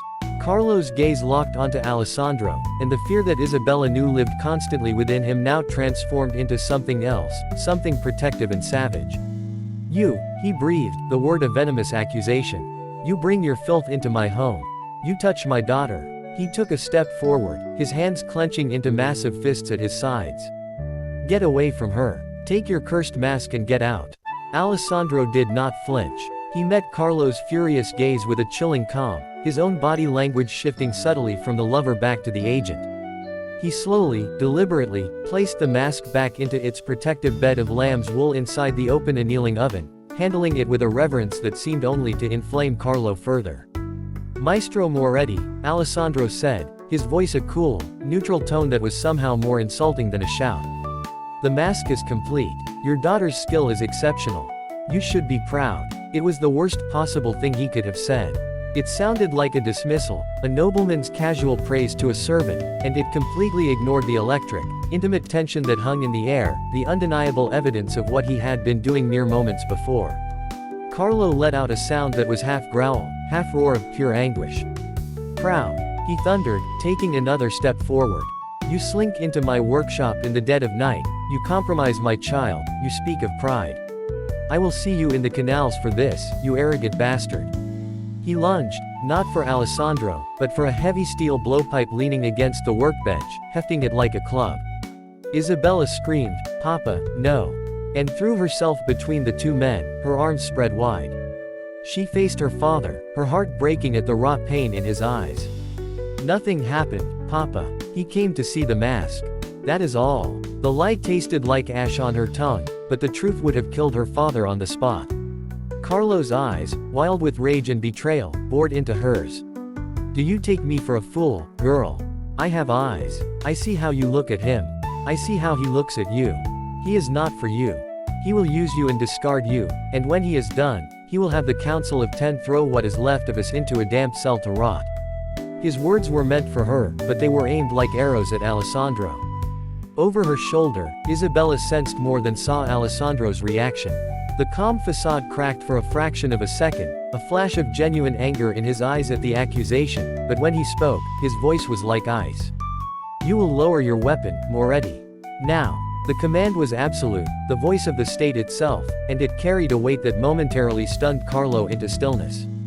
Alessandro continued, his gaze never leaving the older man. "Your daughter's honor is intact. My business here is with the mask, nothing more. But if you raise that tool against me again, your next commission will be for the glass windows of the Pazzi prison. Do I make myself clear?" It was a brutal, calculated threat, and it worked. The fight drained out of Carlo as quickly as it had come, replaced by a helpless, hopeless terror. The blowpipe clattered to the floor from his suddenly limp fingers. He looked old and broken, his shoulders slumping in defeat. He had been reminded of his place, of the immense, crushing power that stood behind the man in his workshop. He looked at Isabella not with anger anymore, but with a deep, devastating disappointment that was 1,000 times worse. Without another word, he turned and shuffled back toward the staircase, a defeated king retreating from a lost kingdom. The sound of his bedroom door closing upstairs was like the ceiling of a tomb. Isabella stood frozen, torn between the urge to run to her father and the magnetic pull of the man behind her. She felt sick with shame and a furious, helpless anger, at Alessandro for his coldness, at her father for his inability to understand, and at herself for being the cause of it all. She slowly turned to face Alessandro. The mask of the agent was back on his face, though this time it was made of flesh and blood. His expression was closed, unreadable. He had to be made to understand, he said, his voice still cold, though she thought she detected the faintest tremor beneath the ice. There are lines that cannot be crossed. For his protection. For yours. Isabella shook her head, tears finally spilling over and tracing hot paths down her cheeks. You didn't have to shame him. You didn't have to threaten him. He is a good man. Alessandro's jaw tightened. In my world, good men are the first to die. I made him safe again. That is what matters. He stepped forward then, and for a heart-stopping moment, she thought he might reach for her again. But he stopped himself, his hand clenching at his side. The conflict was back in his eyes, the man warring with the agent. The ball is tomorrow night, he said, his voice softening almost imperceptibly. When this is over. He left the sentence hanging, a promise and a question mark. He didn't wait for a response. He carefully gathered up the mask, wrapped it securely, and with one last, unreadable look that seared itself into her memory, he turned and walked out of the workshop, leaving Isabella alone in the wreckage of the night, surrounded by the beautiful, fragile things she and her father made, feeling more shattered than any of them. The kiss, the confession, the connection, it all felt like a dream now, washed away by the cold, hard reality of the world he lived in and the brutal choices it demanded. She had been kissed by a man, but she had been put in her place by the state. And she didn't know if she could ever forgive him for it, or if she could ever forget the feel of his lips on hers. The silence that descended upon the Moretti workshop after Alessandro's departure was a living, suffocating entity, heavier and more profound than any Isabella had ever known. A thick pall of shame, anger, and heartbreak that seemed to absorb all sound, leaving only the frantic, guilty pounding of her own heart ringing in her ears. She stood frozen in the exact spot where he had left her, the ghost of his kiss still burning on her lips, a brand of both ecstasy and betrayal, while the chilling echo of his threats to her father hung in the air like wood smoke, poisoning every memory of the passion that had flared between them just moments before. The warmth of the furnace, once a comforting presence, now felt like the oppressive heat of a forge where her family's happiness was being melted down and reshaped into something brittle and broken. She could still see the devastation on her father's face, the utter collapse of his spirit as the brutal hierarchy of Venetian power was laid bare in his own home, and the weight of her role in causing that pain was a physical pressure on her chest, making it hard to breathe. She wanted to run upstairs, to fall at his feet and beg for forgiveness, to promise that it would never happen again, that the handsome, dangerous nobleman meant nothing to her, but the words would have been a lie so profound it would have only compounded the sin. Alessandro did mean something to her. His understanding of her art, his recognition of the fracture within her, the searing, undeniable connection she felt. These were not things she could simply dismiss, even as she recoiled from the cold, calculating agent who had so effortlessly crushed her father's pride. She did not know how long she stood there, trapped in this paralyzing limbo between duty and desire, before a sound from above finally broke the spell, a low, gut-wrenching cough, followed by the slow, heavy creak of her father's bed. The sound was one of profound weariness, of a soul-shaking exhaustion that went far beyond the physical. It was the sound of defeat. It propelled her into motion, not towards the stairs, but towards the one thing she could control, the one anchor she had left in the maelstrom of her emotions, her work. The Nasi goblets. They stood in a neat, glittering row on a velvet-lined tray, 12 perfect symbols of a hollow union, their delicate stems and flawless bowls awaiting only the final, fiery kiss of the gilding process. With a methodical, almost frantic energy, she stoked the glory hole, feeding it until the flames roared with a clean, blue intensity. She selected the finest gold leaf, its impossibly thin sheets whispering secrets of wealth and vanity. Then, one by one, she began the precise, painstaking task of applying the gold band to each stem, her hands moving with a steady, practiced rhythm that belied the tempest raging inside her. The intense focus required was a blessing, a mental sanctuary where there was no room for thoughts of storm-gray eyes or her father's broken expression. There was only the heat, the fragile gold, and the need for perfect, unwavering precision. She lost herself in the work, her world shrinking to the few inches between the flame and the glass, each successful application a tiny, meaningless victory in a night that felt like a colossal defeat. She worked until the first gray light of dawn began to seep through the workshop's high, grimy windows, bleaching the color from the room and turning the dancing flames of the furnace into pale, tired ghosts. The goblets were finished, each one a masterpiece of light and reflection, their gilded bands glowing with a soft, rich warmth that seemed to mock the cold emptiness she felt inside. Her body ached with fatigue, her eyes stung from smoke and unshed tears, but she forced herself to clean the workshop, scrubbing away the evidence of the night's drama, the scattered tools, the ashes, the lingering scent of Alessandro's presence. She was meticulously polishing the last work surface when her father finally emerged. He did not look at her. He moved through the workshop like a sleepwalker, his face a closed, shuttered mask, his eyes fixed on some middle distance that did not include her. The silence between them was a wall, higher and more impenetrable than any the Republic could build. He went straight to the finished Nasi goblets, inspecting them with a cold, professional eye that found no fault and offered no praise. He simply nodded once, a curt, mechanical gesture, and began carefully packing them into a sturdy wooden crate lined with straw. The absence of his usual pride in their shared work, the lack of any comment, any shared glance of accomplishment, was more painful than any outburst of anger could have been. It was a void, and it threatened to swallow her whole. Just as Carlo was hammering the final nail into the crate, a sharp rap sounded at the door. This time, it was not a furtive tap or an authoritative knock, but the impatient, percussive bang of someone used to being obeyed instantly. Carlo opened the door to reveal the same perfumed, officious servant from the Nasi household, this time accompanied by two burly, unsmiling men who looked more like guards than footmen. The servant's eyes swept over the workshop, lingering on Isabella's pale, exhausted face with a flicker of disdain before landing on the crate. "The goblets," he stated, without preamble. "The ball is tonight. My lord's patience is at an end." Carlo merely gestured wordlessly to the finished crate. The servant snapped his fingers, and the two guards stepped forward to heft it between them. As they turned to leave, the servant paused, looking down his nose at Carlo. "Your payment," he said, and with a gesture of utter contempt, he tossed a small, clinking purse onto the floor at Carlo's feet, as if rewarding a beggar, before turning on his heel and striding out. The coin purse lay on the dusty floorboards, a final, deliberate insult. Carlo stared at it, his body rigid, his hands clenched into white-knuckled fists at his sides. Isabella watched, her heart breaking anew, waiting for the explosion, for the roar of fury that would be better than this terrible, silent humiliation. But it never came. Instead, her father's shoulders slumped.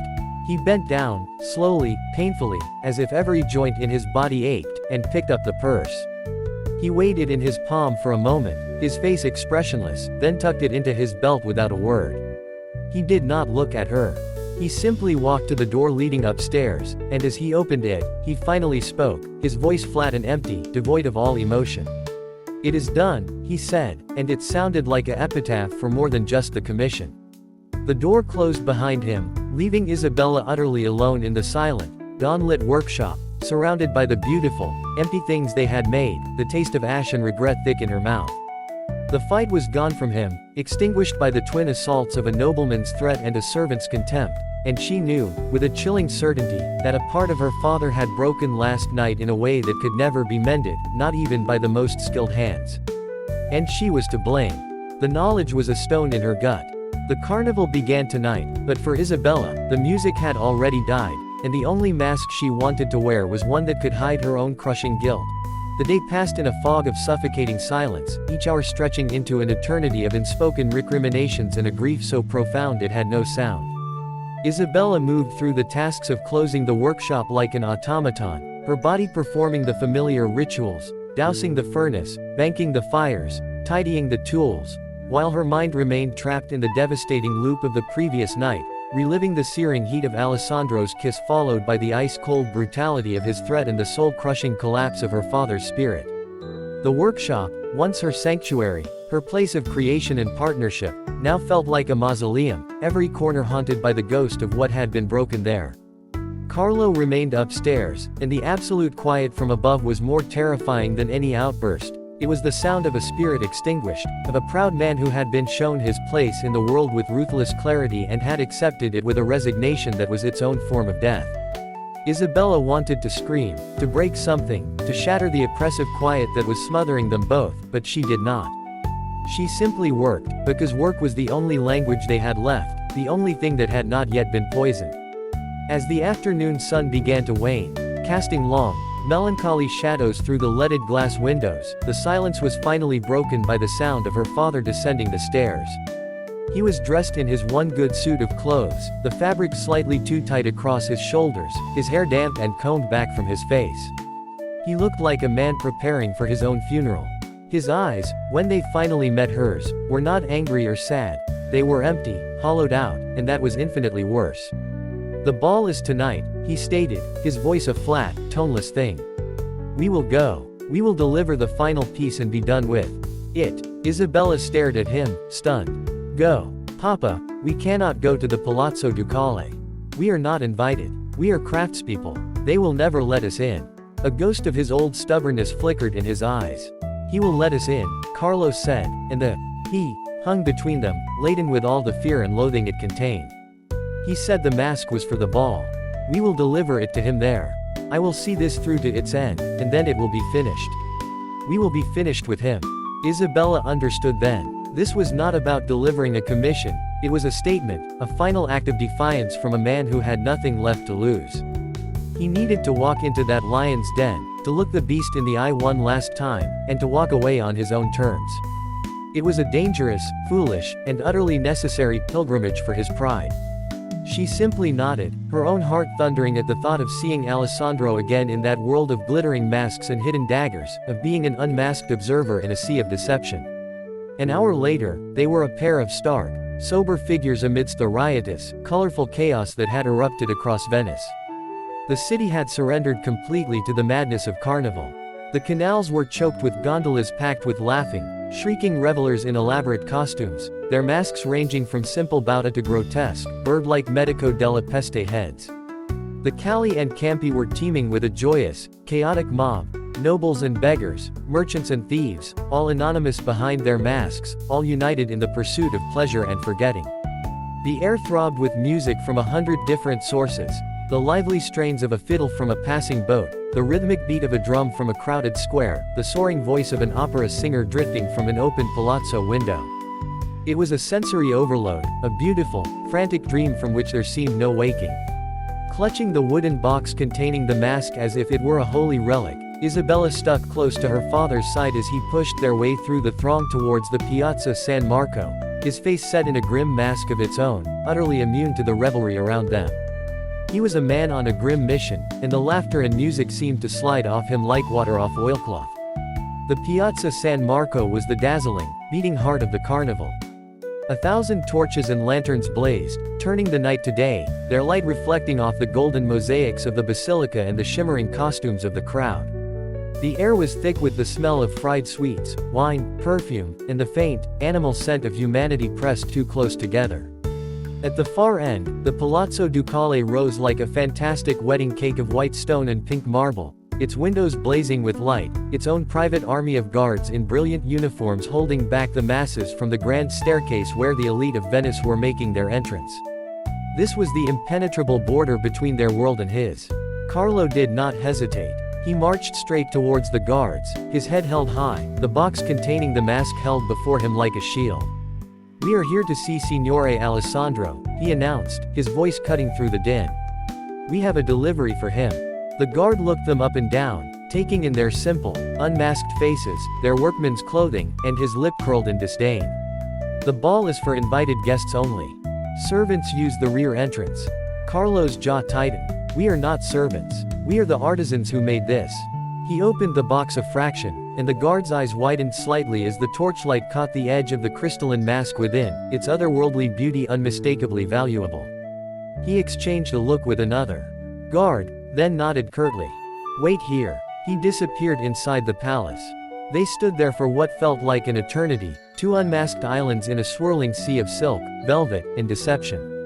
Isabella felt the eyes of the glittering crowd upon them, their gazes curious, mocking, indifferent. She felt exposed, naked, a stark reminder of the real world that existed outside this night of fantasy. Just as the humiliation was becoming unbearable, the guard returned, followed not by Alessandro, but by a stern-looking man in the severe black robes of a palace functionary. "The item," the man said, holding out his hand. Carlo clutched the box tighter. "It is for Signore Alessandro himself. We were instructed to deliver it into his hands only." The functionary's expression tightened with impatience. "That is not possible. You will give it to me, or you will take it back." It was a standoff on the grand staircase, a silent battle of wills between the powerless and the petty. Suddenly, a voice, smooth as oil and cold as the canal, cut through the tension. "Is there a problem here?" A man emerged from the crowd of revelers descending from a gondola. He was tall and elegantly dressed in a black and silver domino, his face hidden by a simple black volto mask, but something in his posture, in the arrogant tilt of his head, screamed of wealth and entitlement. Isabella recognized him instantly from the descriptions whispered on Murano. Lorenzo Nassi, the bridegroom himself, the man whose wedding goblets they had just finished.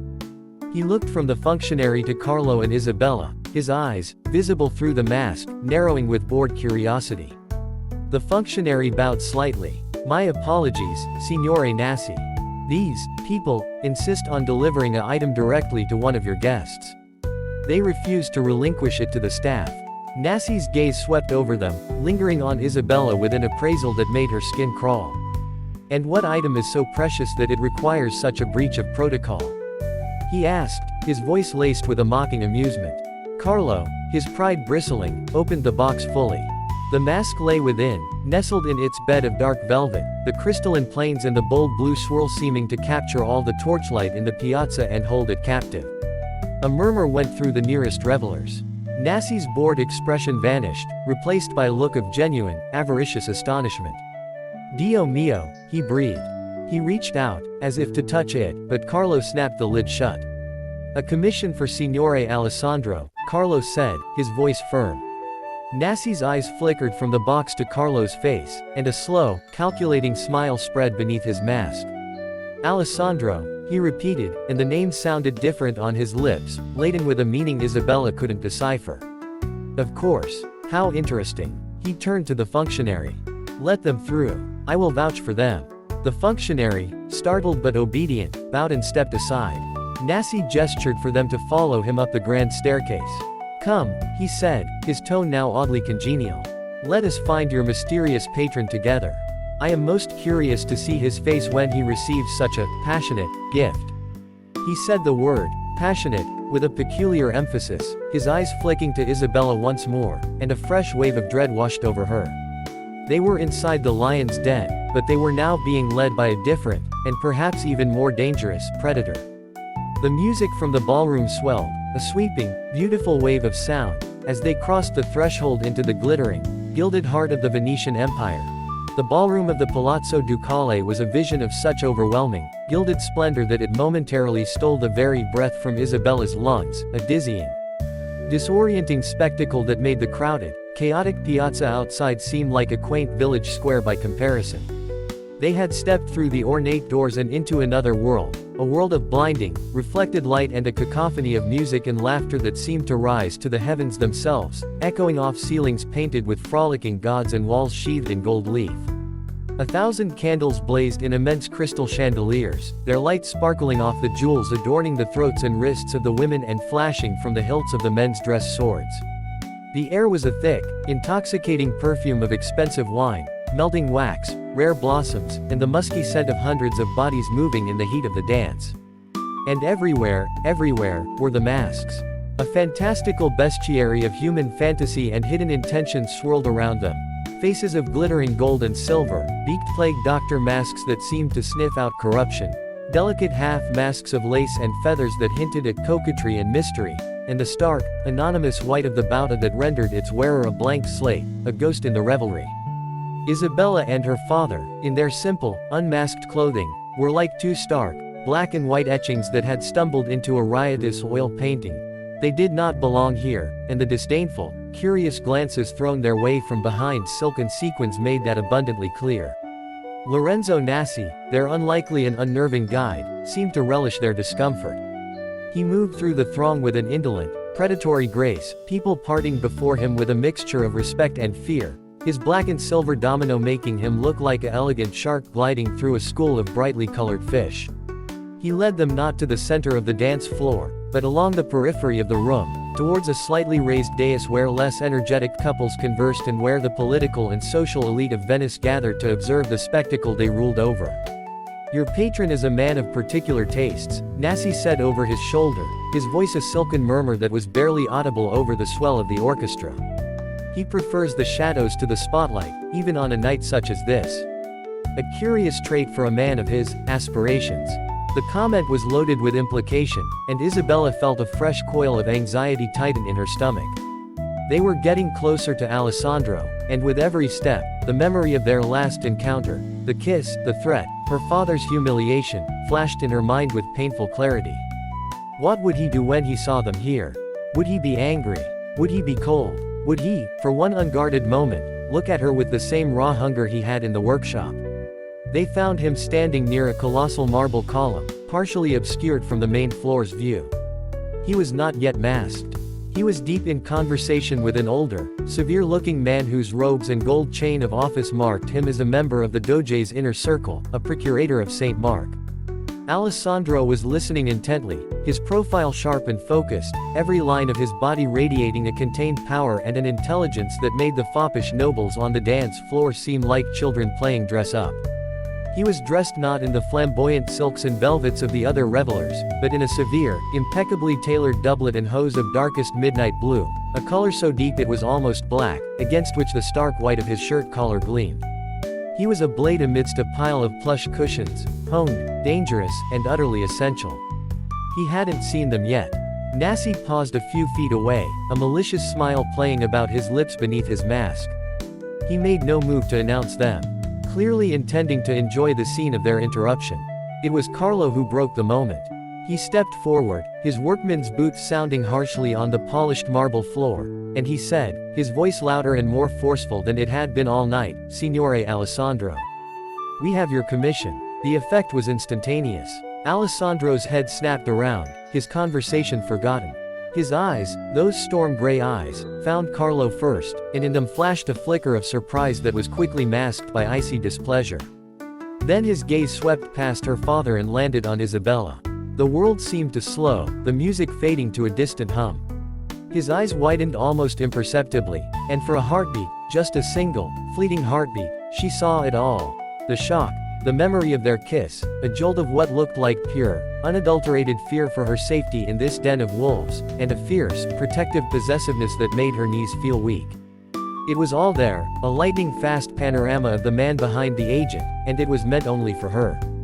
Then, as if a curtain had been drawn, his expression shut down, becoming a cold, impenetrable mask of polite indifference.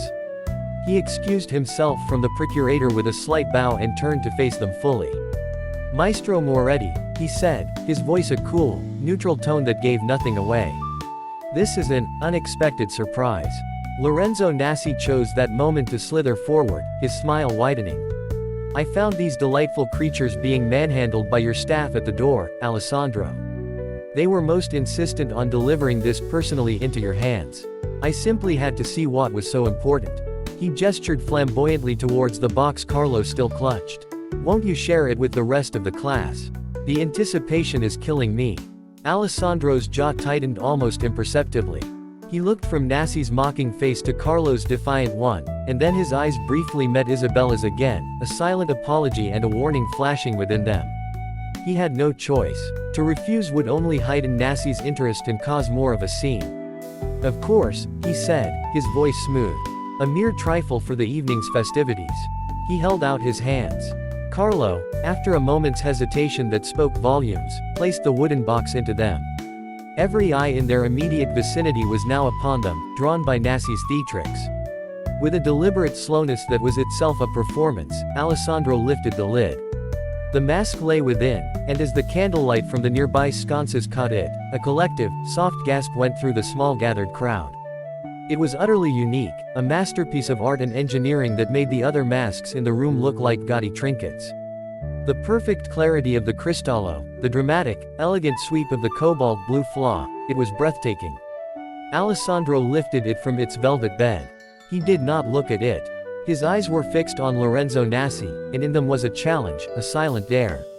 Satisfied, Alessandro's voice was soft, but it carried a blade's edge.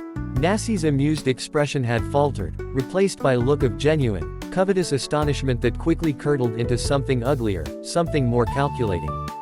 Magnificent, Nassi breathed, though his tone was now devoid of its earlier mockery, filled instead with a cold curiosity. A work of true art. It suits you, Alessandro. It reveals as much as it hides. Just like its owner. The insult, wrapped in a compliment, hung in the air. Nassi's eyes then slid to Isabella, and he gave her a slow, appraising look that felt like being touched by a slimy hand. And the artist must be celebrated. Such talent hidden away on Murano is a crime against beauty itself. Before Alessandro could respond, Nassi turned on his heel. "You enjoy your trifle," he said over his shoulder, and melted back into the crowd, leaving a trail of poisonous intrigue in his wake. The moment he was gone, Alessandro's icy composure cracked. He turned to Carlo, his voice low and urgent. "You should not have come here. It was a foolish, dangerous risk." Carlo stood his ground, though the confrontation with Nassi seemed to have drained some of his fire. "The commission is complete. Our business is concluded. We will take our final payment and go." He held out his hand, a final, defiant act of reclaiming his dignity. Alessandro stared at him for a long moment, and Isabella saw a complex war of emotions in his eyes, frustration, respect, and that flicker of fear again. He reached into his doublet and produced not a purse, but a single, heavy gold coin. He placed it in Carlo's outstretched palm, but then he closed his father's fingers over it, his own hand covering Carlo's in a grip that was not threatening, but intensely serious. "This is twice what we agreed," Alessandro said, his voice so low only they could hear. "Now take your daughter and go. Leave the palazzo. Leave the piazza. Go directly home, bolt your door, and do not open it for anyone until morning. Do you understand me? Anyone?" The urgency in his voice was terrifying. Carlo, shocked by the amount of gold and the grave warning, could only nod, his defiance finally extinguished by the palpable sense of danger that now emanated from Alessandro. Alessandro's eyes then found Isabella's. The mask was in one hand, the cold, beautiful thing that had started it all. He looked at her, and in that look was everything he could not say, a farewell, a warning, a promise, and a regret. Then, without another word, he turned his back on them, effectively dismissing them from his world, from the glittering, deadly game that was about to begin. He was leaving them to safety, and walking directly into the heart of the danger himself, their beautiful, fractured mask in his hand. The dismissal was as absolute and cold as the plunge of a dagger, and it left Isabella standing amidst the swirling, perfumed chaos of the ballroom feeling more alone and exposed than she had ever felt in her life. Alessandro had turned his back, his broad shoulders in the dark blue doublet a definitive wall separating their world from his, and the message was unmistakably clear. Their usefulness was over, the dangerous game was afoot, and they were merely spectators, unwelcome, vulnerable spectators who had been paid to leave. Her father's hand, clutching the heavy gold coin as if it were a hot coal, closed around her elbow with a grip that was surprisingly firm, his earlier defiance now completely extinguished by the raw, urgent fear in Alessandro's final warning. "We go," Carlo muttered, his voice tight, and he began to pull her back through the crowd, his movements hurried and anxious, a stark contrast to the languid, dancing steps of the masked aristocrats around them. Isabella allowed herself to be led, her body moving mechanically while her head remained turned, her eyes desperately seeking one last glimpse of Alessandro through the forest of plumed masks and glittering costumes. She saw him, a tall, dark figure amidst the pastel silks, standing alone for a moment, the crystalline mask held in his hands. He was not looking at it, he was staring out across the ballroom, his profile sharp and intent, every sense clearly attuned to the invisible currents of intrigue and threat that flowed beneath the surface of the music and laughter. Then, with a deliberate, final motion, he raised the mask to his face and tied the black ribbons behind his head. The transformation was, if possible, even more chilling here in the heart of the Palazzo Ducale than it had been in the humble workshop. He ceased to be Alessandro. He became an idea, a symbol of cold, impartial power, the faceless agent of the state, the hunter, the storm-given form. And then he was moving, melting into the crowd with a predator's grace, and was gone from her sight. Getting out of the ballroom was a blur of jostling elbows and dismissive glances. The guards at the door barely acknowledged them as they passed back out into the cool night air of the loggia. The relative quiet was a shock after the overwhelming noise of the ball, the only sounds now the distant, muffled music and the constant, gentle lap of water against the palace foundations. Carlo did not pause. He practically dragged her down the grand staircase and into the teeming, chaotic energy of the Piazza San Marco, his head on a swivel, his eyes wide with a fear that was now contagious. The joyous carnival atmosphere, which had seemed so exciting just an hour before, now felt menacing and claustrophobic, every laughing mask a potential threat, every brush against her shoulder a deliberate contact. "Faster, Isabella," her father urged, his voice strained, as he pushed through a group of revelers wearing grotesque, bird-like Medico della Peste masks, their long beaks seeming to sniff at them as they passed. The weight of the single gold coin in his pocket felt like it was pulling him down, a tangible reminder of the danger they had been paid to avoid. They moved through the crowded piazza like ghosts, unseen and unseeing, their only goal the relative safety of the narrower calle that led towards the Rialto and the water bus back to Murano. They had just broken free of the worst of the crowd and were turning into a slightly less congested calle when a figure detached itself from the deep shadow of a doorway and fell into step beside them. Isabella's heart leapt into her throat, a scream trapped behind her lips, but a familiar voice, low and urgent, hissed, "Isabella." "Carlo." Thank God. It was Luca. He was not in costume, his face pale and unmasked, his expression one of acute anxiety. "I've been waiting for hours," he said, falling into step beside them, his presence immediately providing a small, comforting sense of solidarity. "I heard you'd gone to the palazzo. Are you mad? What were you thinking?" He looked from Carlo's terrified face to Isabella's stricken one. "What happened?" Before they could answer, a sudden commotion erupted from the direction of the piazza behind them, a woman's sharp scream, followed by shouts of alarm and the sound of running feet. The crowd around them, which had been jovial, suddenly became a panicked, surging river of confusion. Luca instinctively moved closer to Isabella, putting a protective arm around her shoulders, pulling her against the wall of a building to avoid being trampled. "What's going on?" Carlo yelled over the rising din, but his words were swallowed by the noise. The flow of people reversed, now pushing away from the piazza, their festive mood shattered into fear. Above the heads of the crowd, Isabella saw the distinctive red uniforms of the Doge's guards moving quickly, their halberds held high, clearing a path through the mob with rough shoves and shouted commands. They were not headed towards the piazza, they were coming from it, and they were moving with a grim purpose that spoke of violence, not crowd control. Then, she saw him. In the center of the phalanx of guards, surrounded by a bubble of forced space amidst the chaos, was Alessandro. Or rather, it was the mask. The crystalline face was a blank, impenetrable slate, but his posture was ramrod straight, his movements precise and controlled even as he was half led, half pushed through the screaming crowd. And in his hand, held in a grip so tight his knuckles were white even from a distance, was not a weapon, but a single, solitary object that made Isabella's blood run cold. It was one of the Nasi goblets. Their goblet. The perfect, gilded stem gleamed in the torchlight, a beacon of damning evidence.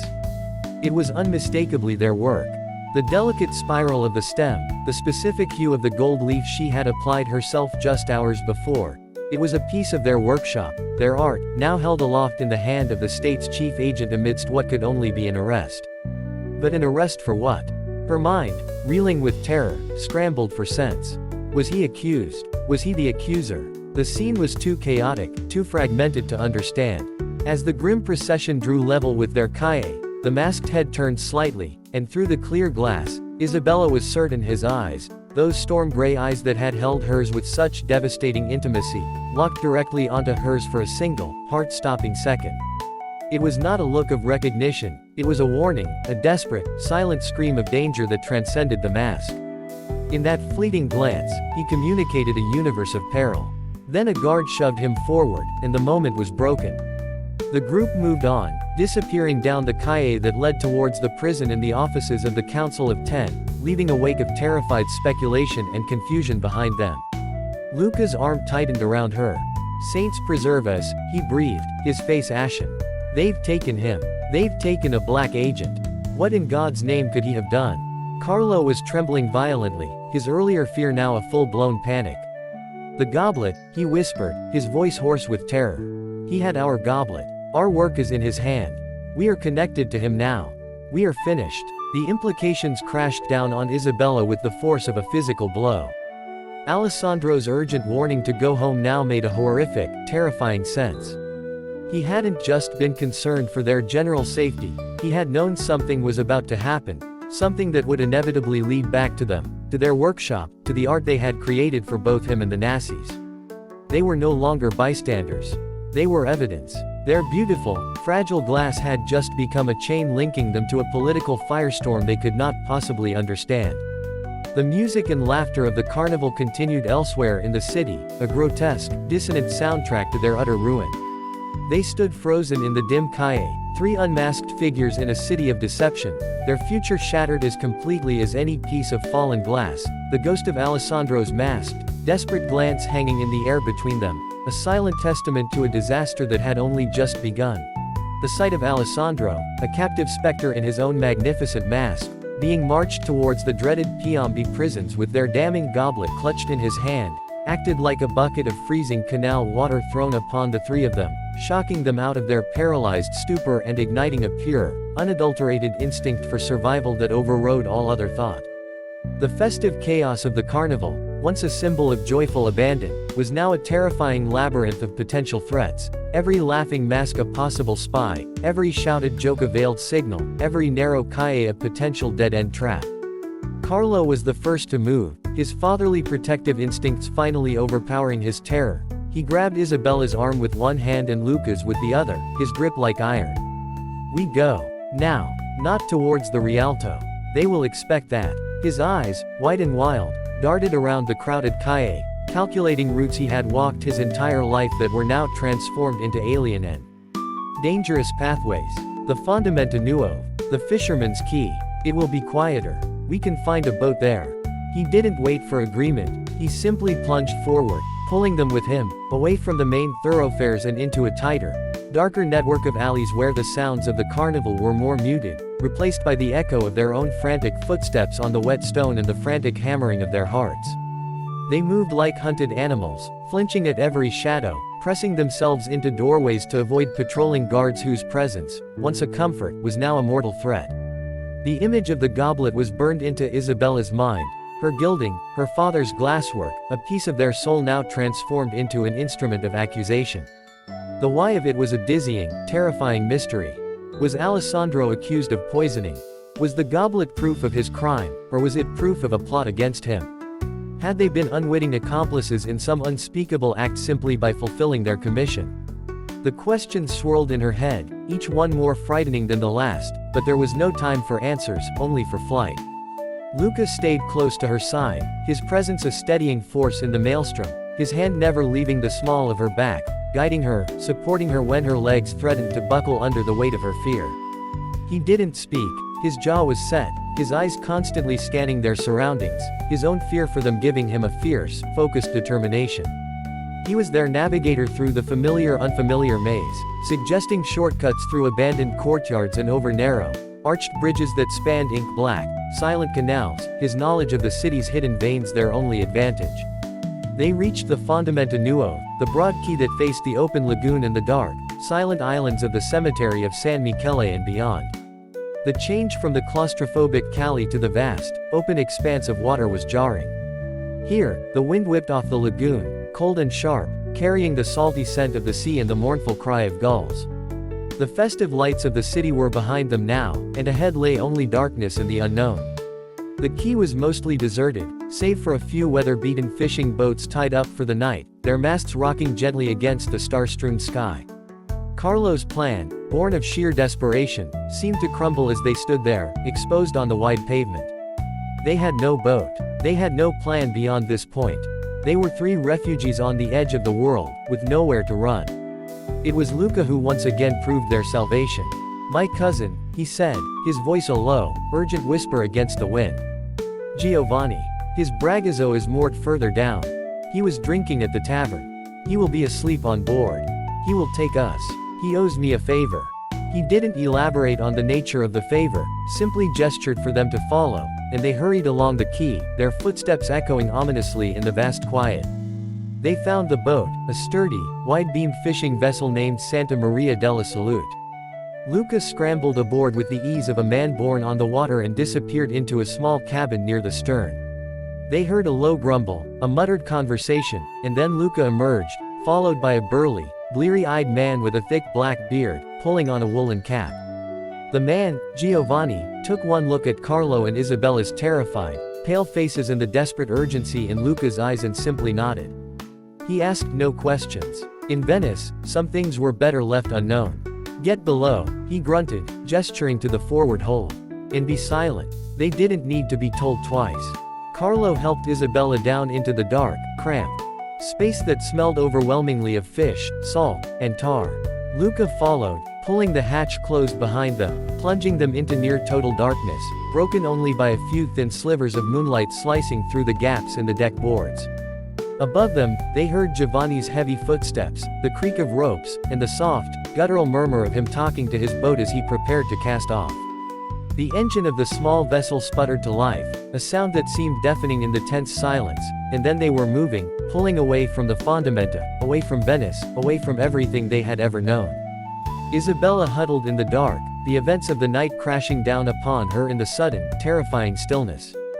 The glittering ballroom, the cold mask of Alessandro's professional persona, the searing memory of their kiss, the devastating humiliation of her father, the malicious smile of Lorenzo Nassi, and finally, the chilling sight of Alessandro's arrest with their goblet in his hand. It all played out in a frantic, nightmarish loop behind her eyes.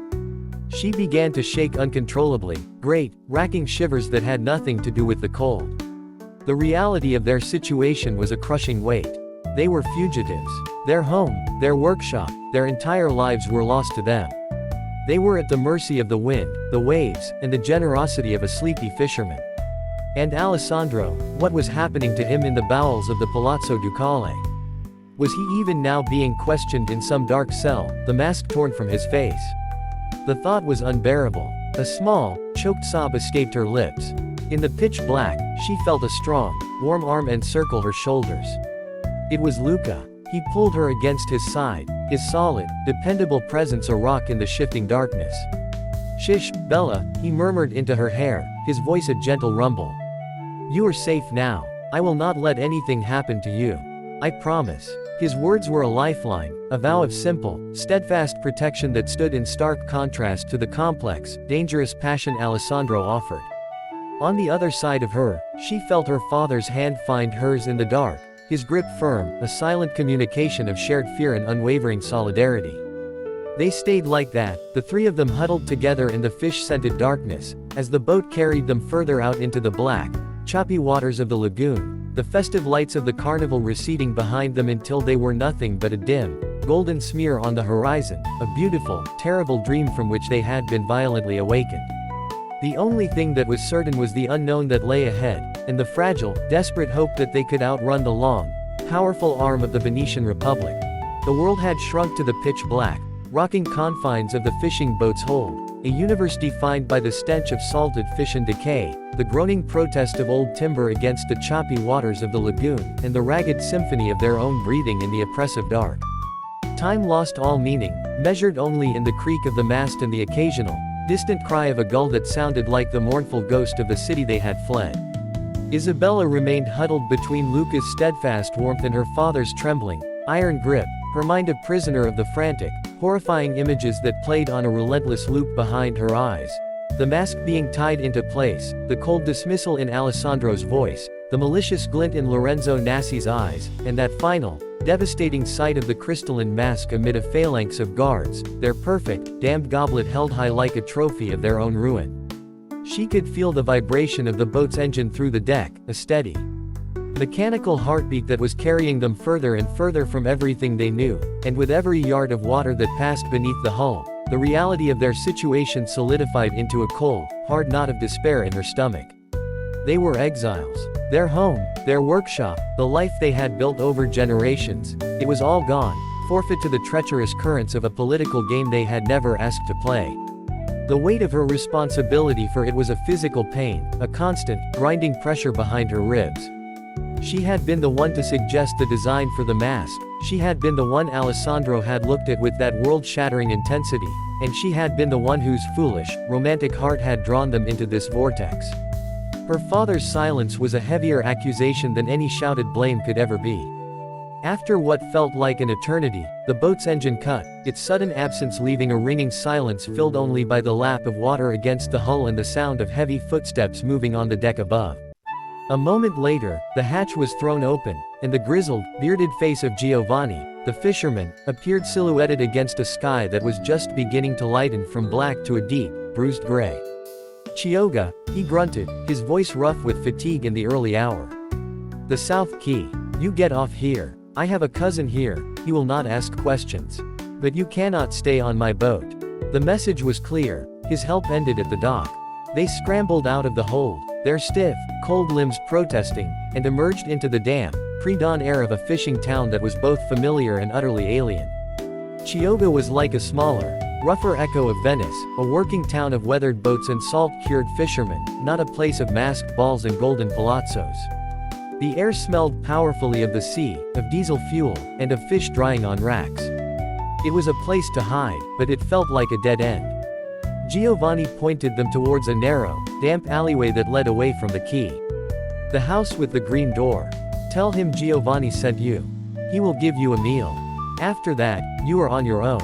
With a final, unreadable look, he turned back to his boat, severing the last tether to their old life. The green door led to a small, cluttered cottage belonging to a silent, ancient man who smelled of pipe smoke and brine. He wordlessly offered them a simple meal of coarse bread, strong cheese, and a sharp, acidic wine that did little to warm the cold dread in Isabella's soul. They ate in silence, the food tasting like ash. Carlo, who had been staring blankly at the wall since they arrived, finally spoke, his voice hollow. "We cannot stay here. It is the first place they will look." Luca, ever practical, nodded. "There is a place. An old salt storage shack, out on the marshes towards the lagoon's edge. My father and I used to duck in there during squalls when we were fishing. It is dry, and no one goes there. We can wait there. Think. It was not a plan, it was a postponement, but it was all they had." As the sun finally began to rise, painting the gray sky with streaks of pale pink and orange, they slipped out of the green door and followed Luca through a labyrinth of narrow canals and across rickety wooden footbridges until the town fell away behind them and they were walking on a precarious path through the vast, lonely salt marshes that bordered the lagoon. The air was filled with the calls of unseen birds and the whisper of reeds in the breeze. The shack, when they found it, was exactly as Luca had described. A dilapidated, weathered structure leaning precariously on wooden pilings, half sunk into the marsh. It was bleak, isolated, and perfect. It was inside this cold, dusty refuge, surrounded by the overwhelming emptiness of the marshes, that the dam of silence finally broke. Carlo, sitting on an overturned crate, his head in his hands, began to speak, his voice a low, broken monotone that was more terrifying than any outburst of anger. "It is my fault," he whispered to the dusty floorboards. "I was greedy. I saw the gold and I ignored the danger. I wanted the prestige of such a commission. I brought that man into our home. I exposed you to him." He looked up at Isabella, his eyes red-rimmed and full of a shame so profound it made her want to weep. "I saw the way he looked at you, and I did nothing. I was afraid of him, of his power. I failed you. I failed your mother." This confession, this shouldering of a blame that was rightfully hers, was the final straw for Isabella. "No, Papa," she said, her voice trembling with emotion. "You were wrong. It was my design he wanted. It was me she couldn't say the word kissed. It was me he spoke to.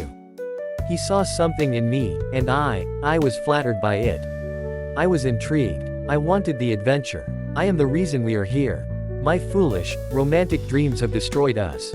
The two of them sat there in the dim light, each trying to claim the larger share of the guilt, their mutual love and despair creating a painful, sacred space in the cold shack. It was Luca who finally spoke, his voice calm and reasonable, an anchor in the storm of their recriminations. "The blame lies with the man who holds the power, not with those who are subject to it," he said firmly, looking from Carlo to Isabella. "This Alessandro, the Council of Ten, the Nazis, they live in a world where we are merely tools to be used and discarded. You crafted something beautiful. He used it for his own ends. That is his sin, not yours." He turned to Isabella, his gaze earnest and intense. "Bella, you cannot blame yourself for being seen by a man like that. You are brilliant, and passionate, and your light is not something you can hide, nor should you. But that man, his world, it is a poison. It consumes everything it touches. He moved closer to her, kneeling before her so his eyes were level with hers. What you felt was not real. It was the thrill of the forbidden, the allure of a world you do not belong to. It was a fantasy. He took her cold hands in his warm, calloused ones. This is real, Isabella. My hands. My promise to keep you safe. The life we could build together, away from all of this. A simple life. A true life. His words were a bomb and a cage. They offered safety, stability, and a love that was simple and honest. But as he spoke, Isabella realized with a terrifying clarity that the fantasy Luca described, the simple life, the forgetting, was now the true impossibility. She could no more forget Alessandro, forget the fracture he had seen and honored within her, than she could forget how to breathe. Luca was offering her a harbor, but she feared she had already been lost at sea. She looked at his kind, worried face, and her heart broke for the future they would never have, for the simple, good man she could never love the way he deserved, not when her soul had been branded by the storm. She pulled her hands gently from his, the gesture holding all the apology she could never voice. The silence that followed was filled with the sound of her own heart breaking for the second time that night, not from passion, but from the cruel, certain knowledge that some paths, once taken, can never be untraveled. The mask had been removed, and she could not unsee what was beneath it, both in Alessandro and in herself. The silence that followed Isabella's gentle but definitive withdrawal from Luca's touch was heavier and more profound than any that had come before, a thick, suffocating blanket of understanding that settled over the three of them in the cold, dusty shack. Luca did not pull away in anger, he simply remained kneeling before her for a moment longer, his head bowed, his shoulders slumping in a silent acceptance of a rejection he had perhaps always known was inevitable, before he slowly, stiffly, rose to his feet and turned towards the small, grimy window that looked out over the endless, gray marshes, his broad back a wall of quiet sorrow. Carlo watched the exchange, and in his eyes, Isabella saw not judgment, but a dawning, horrified comprehension of the depth of her feelings, a realization that his daughter's heart was not merely flattered but genuinely, irrevocably entangled with the man who had ruined them, and the despair this knowledge brought him was a fresh wave of pain on his already ravaged face. The shack, which had moments before felt like a refuge, now felt like a prison, its walls closing in, the musty air becoming impossible to breathe, the weight of their shattered futures and unspoken grief a physical pressure that demanded action, any action, to avoid being crushed by it entirely. It was this desperate need to do something, to escape the agonizing stasis, that finally made Isabella speak, her voice sounding strange and hollow in the tense quiet. "We cannot just hide here," she said, the words barely more than a whisper, yet they seemed to crack the silence like a stone through glass. "Hiding is what they expect us to do. It is what he told us to do." She didn't need to say his name, his presence was a ghost in the room with them. "And when they find us here, cowering, what then? We have no story. We have no defense. We are just guilty fugitives with a bag of gold and a name we dare not speak." She stood up, her legs trembling but her resolve hardening with every word. The goblet, our goblet, was in his hand. Why? It makes no sense. It was a wedding gift, not a weapon. Unless, a terrible, chilling thought began to form in her mind, cutting through the fog of her fear. Unless it was never about the wedding. Unless it was always about the goblet itself. Our work. Our specific, identifiable work. She turned to her father, her eyes wide with a new kind of fear, one mixed with a furious, burning need for answers. "Papa, we did not just make a mask for a spy. We made 12 goblets for a traitor. We are not bystanders, we are the evidence. Our art is the proof of whatever crime they are accusing Alessandro of, or the proof of the crime someone else has committed and framed him for." Carlo stared at her, his mind, dulled by terror and exhaustion, slowly grappling with the horrifying logic of her words. "The Nazis," he breathed, the name a curse. "Lorenzo, he was there. He was too interested. He vouched for us, he made a scene." Luca turned from the window, his own personal hurt momentarily subsumed by the alarming direction of their conversation. "What are you saying, Isabella? That you want to go back? It is madness. The Serenissimo's reach is long. If they are hunting you, there is no place in the Republic you will be safe, especially not in Venice itself. That is exactly why we must go back," Isabella insisted, a wild, desperate energy coursing through her. "We are glassmakers, not soldiers. Our only weapon is our knowledge, our craft. We need to know what our glass was used for. We need to understand the flaw in the piece, because that is the only thing that can save us. If Alessandro is innocent, our testimony about the goblets might be the only thing that can help him. If he is guilty," she faltered, the thought too painful to finish, but she pressed on. "Then we need to know that too, for our own survival. We cannot run forever with a target on our backs we cannot even see." She looked at her father, pleading now. "Papa, you taught me that glass reveals its truth under pressure, that its strength is born in the fire. We are in the fire now. We must find our strength. We must find the truth our own hands have made." The journey back was a terrifying mirror image of their flight, a tense, silent voyage across the lagoon under a sky that had turned leaden and threatening, the promise of rain in the air. They did not take Giovanni's boat. Instead, they used a few of the heavy gold coins to bribe a surly water taxi driver at the Chioggia market, a man with a fast, shallow draft skiff and no questions asked, his eyes glazing over at the sight of the gold, his morality as flexible as his price. The return trip felt infinitely more dangerous, every other boat a potential threat, every shouted greeting from a passing fisherman a possible signal to the authorities.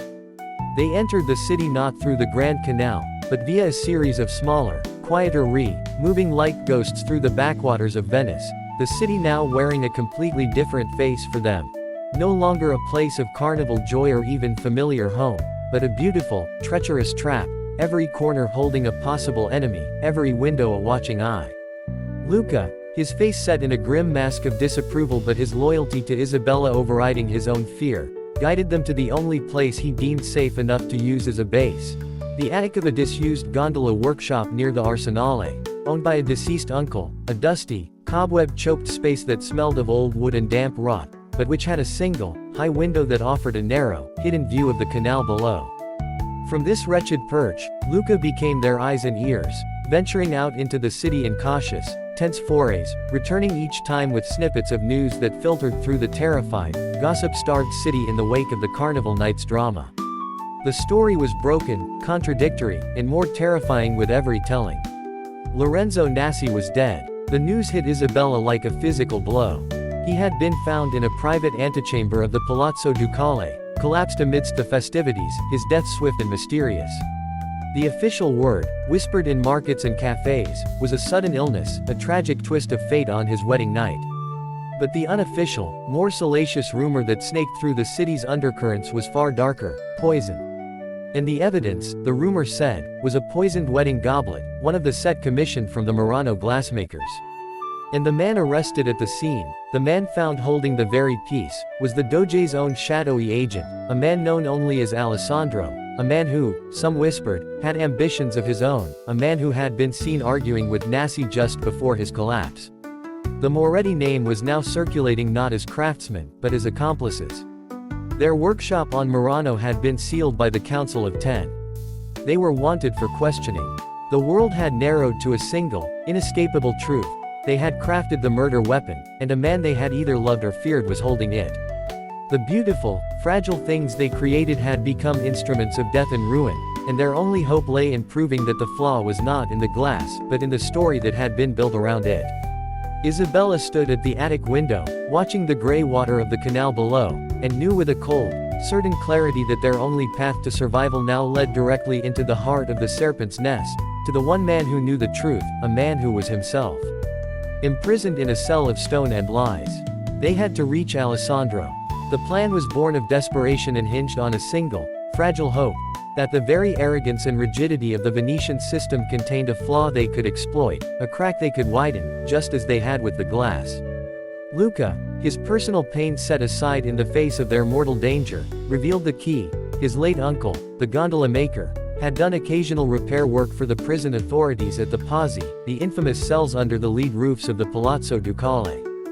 He knew of a seldom-used service entrance, a water gate used for transporting supplies and, on occasion, for the discreet removal of those who perished in custody, a damp, forgotten portal that opened onto a narrow, foul-smelling canal behind the palace. It was heavily barred, but Luca, with a grin set to his jaw, believed he could force the rusted lock with tools from the abandoned workshop below. The risk was unimaginable. Discovery meant certain torture and death, not just for them, but likely for any family they had ever known. But the certainty of being hunted down like animals if they did nothing left them no other choice.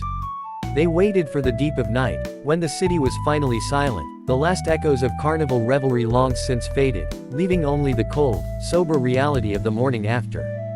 Dressed in dark, stolen clothing, their faces smudged with dirt to obscure their features, they moved through the sleeping Cali like ghosts, their hearts pounding a frantic rhythm against their ribs, every shadow a guard, every ripple in the water a pursuing boat. The water gate was exactly as Luca had described, a rusted, forbidding mouth set into the dank stone foundation of the palace, the air around it thick with the stench of decay and stagnation. The lock was ancient and massive, but years of exposure to the salty damp had weakened its internal mechanisms. Working with a tension wire and a heavy iron pry bar stolen from the workshop, Luca's strong hands trembled not with weakness, but with the immense, silent strain, the screech of protesting metal sounding like a thunderclap in the utter silence. After an eternity of agonizing effort, there was a final, grinding snap, and the gate swung inward with a groan that seemed to echo through the very foundations of the Republic itself. They were in. The corridor beyond was low-ceilinged and dripping with moisture, lit only by a single, guttering torch in a sconce far down the passage. The air was cold and carried the unmistakable sounds of despair, the faint rattle of a chain, a muffled cough, the hopeless sigh of a man who has given up all hope. Carlo's face was a mask of terror, but he pressed on, driven by a father's love and a craftsman's need to see his work vindicated. Luca led the way, his borrowed knife held ready, his eyes constantly scanning the shadows. Isabella followed, her every sense screaming, her mind focused on one thing only, finding him. They found him in the last cell at the end of the corridor. He was not in some deep oubliette, but in a cell that spoke of his former status, small, stone, and barren, but relatively clean. He was sitting on a narrow wooden bench, his back against the wall, and he was not masked. In the dim light filtering through a high, barred window, his face was pale and etched with exhaustion, but his storm-gray eyes were clear and sharp, burning with a cold, focused intensity that was both terrifying and profoundly reassuring. He was not a broken man, he was a man waiting. When he saw them materialize from the shadows outside his cell, those eyes widened in sheer, undisguised shock, the professional composure shattered completely. He was on his feet in an instant, at the bars, his hands wrapping around the cold iron. Isabella. Her name was a breath, a prayer, an accusation. What in God's name have you done? If you are found here, his gaze swept over Luca and her father, understanding dawning, and with it, a look of profound, gut-wrenching fear, for them. You should be halfway to Rome by now. There was no time for explanations or recriminations. The words spilled out of Isabella in a frantic, hushed torrent. They are saying you poisoned Nasi. With our goblet. They say we are your accomplices. Our workshop is sealed. Tell us what happened. Tell us the truth of what our art was used for. Alessandro stared at her, and in his eyes, she saw the same calculation she had seen in the workshop, the same rapid assessment of variables and outcomes. The agent was back, but he was working for her now. Nasi was a traitor, he said, his voice low and urgent, the words meant only for them. He was selling state secrets to the Ottomans. The plot went to the very top of his household. The wedding was a cover, a way to bring his foreign contacts into the city under the guise of celebration. The goblet was the proof. I intercepted it. A message was hidden inside a false compartment in the stem, a list of our naval defenses. I confronted him in that antechamber. He laughed. He said I could never prove it, that his family was too powerful. Then he drank from it, a toast to his own cleverness. He was dead before he hit the floor. The stark, horrible truth of it left them speechless. They had not crafted a murder weapon, they had crafted a container for treason, and a man's arrogance had been his own poison. The poison was his own, Alessandro said, his voice grim. A suicide pill, likely. He knew capture meant a far worse death. He chose his own end and framed me for it in the process. My enemies on the council seized the opportunity. The goblet in my hand was all the proof they needed. Isabella's mind, honed by a lifetime of solving problems of structure and form, saw the flaw, the crack in the story. The stem, she whispered, her eyes locking with his. You set a false compartment in the stem. Alessandro nodded, puzzled. Yes. Expertly done. Almost invisible. A wild, desperate hope flared in Isabella's chest. She turned to her father. Papa, the stems. Our stems. We blow them solid. We always have. There is no compartment. It is impossible. The thermal stress would cause it to shatter during cooling. Our glass cannot contain his lie. The truth of it, the beautiful, simple, artistic truth, hung in the damp air. Their goblet was not the one Alessandro had taken from Nasi. It was a substitute, a fake, planted to incriminate them all. The real goblet, the one with the hidden treason, was still out there. Carlo's eyes widened with the dawning understanding, the craftsman's pride surging back, overpowering the fear. She is right, he said, his voice stronger than it had been in days. Any glassmaker on Murano would testify to it. Our technique is known. It is a lie. In that moment, everything changed. They were no longer fugitives, they were witnesses. Alessandro's mind was racing, the strategist seeing a path to victory where there had been only a dead end. The Doge is not my enemy. He is a cautious man. He needs proof to counter the Nasi family's influence. This is proof. This is the flaw in their story.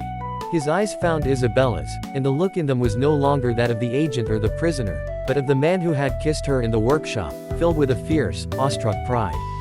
You did not just see the crack in the glass, Isabella. You saw the crack in the world they built. The sound of booted footsteps echoed down the corridor. Their time was up. Alessandro's expression shifted back to the cold mask of the agent. Go. Now. The same way you came. Find the procurator I was speaking with at the ball. Tell him what you told me. He will know what to do. Luca was already pulling them back into the shadows. Isabella hesitated for one last second, her hand reaching through the bars to touch his. His fingers closed around hers, not with the passion of before, but with a promise, a transfer of hope and purpose. Go, he whispered fiercely. For all of us. They fled, the way back seeming shorter, the danger now a shared burden rather than a crushing weight. They did not run towards the open lagoon this time, but deeper into the heart of the city, towards the house of power, carrying with them the one thing their enemies had not anticipated, the immutable truth of their art, the flawless testimony of their hands. The story ends not with a final kiss or a neat resolution, but with them disappearing into the pre-dawn mist of Venice, three figures moving from the darkness of the prison towards the first gray light of a new day, the fate of the man they left behind in the cell, and their own, now irrevocably entwined not by danger, but by a shared truth that was stronger than stone and more durable than glass. They had gone into the fire, and they had not shattered. They had been tempered. And somewhere in a cold cell, a man who wore masks for a living allowed himself, for the first time, to believe in the fragile, beautiful hope held in the hands of a glassmaker's daughter.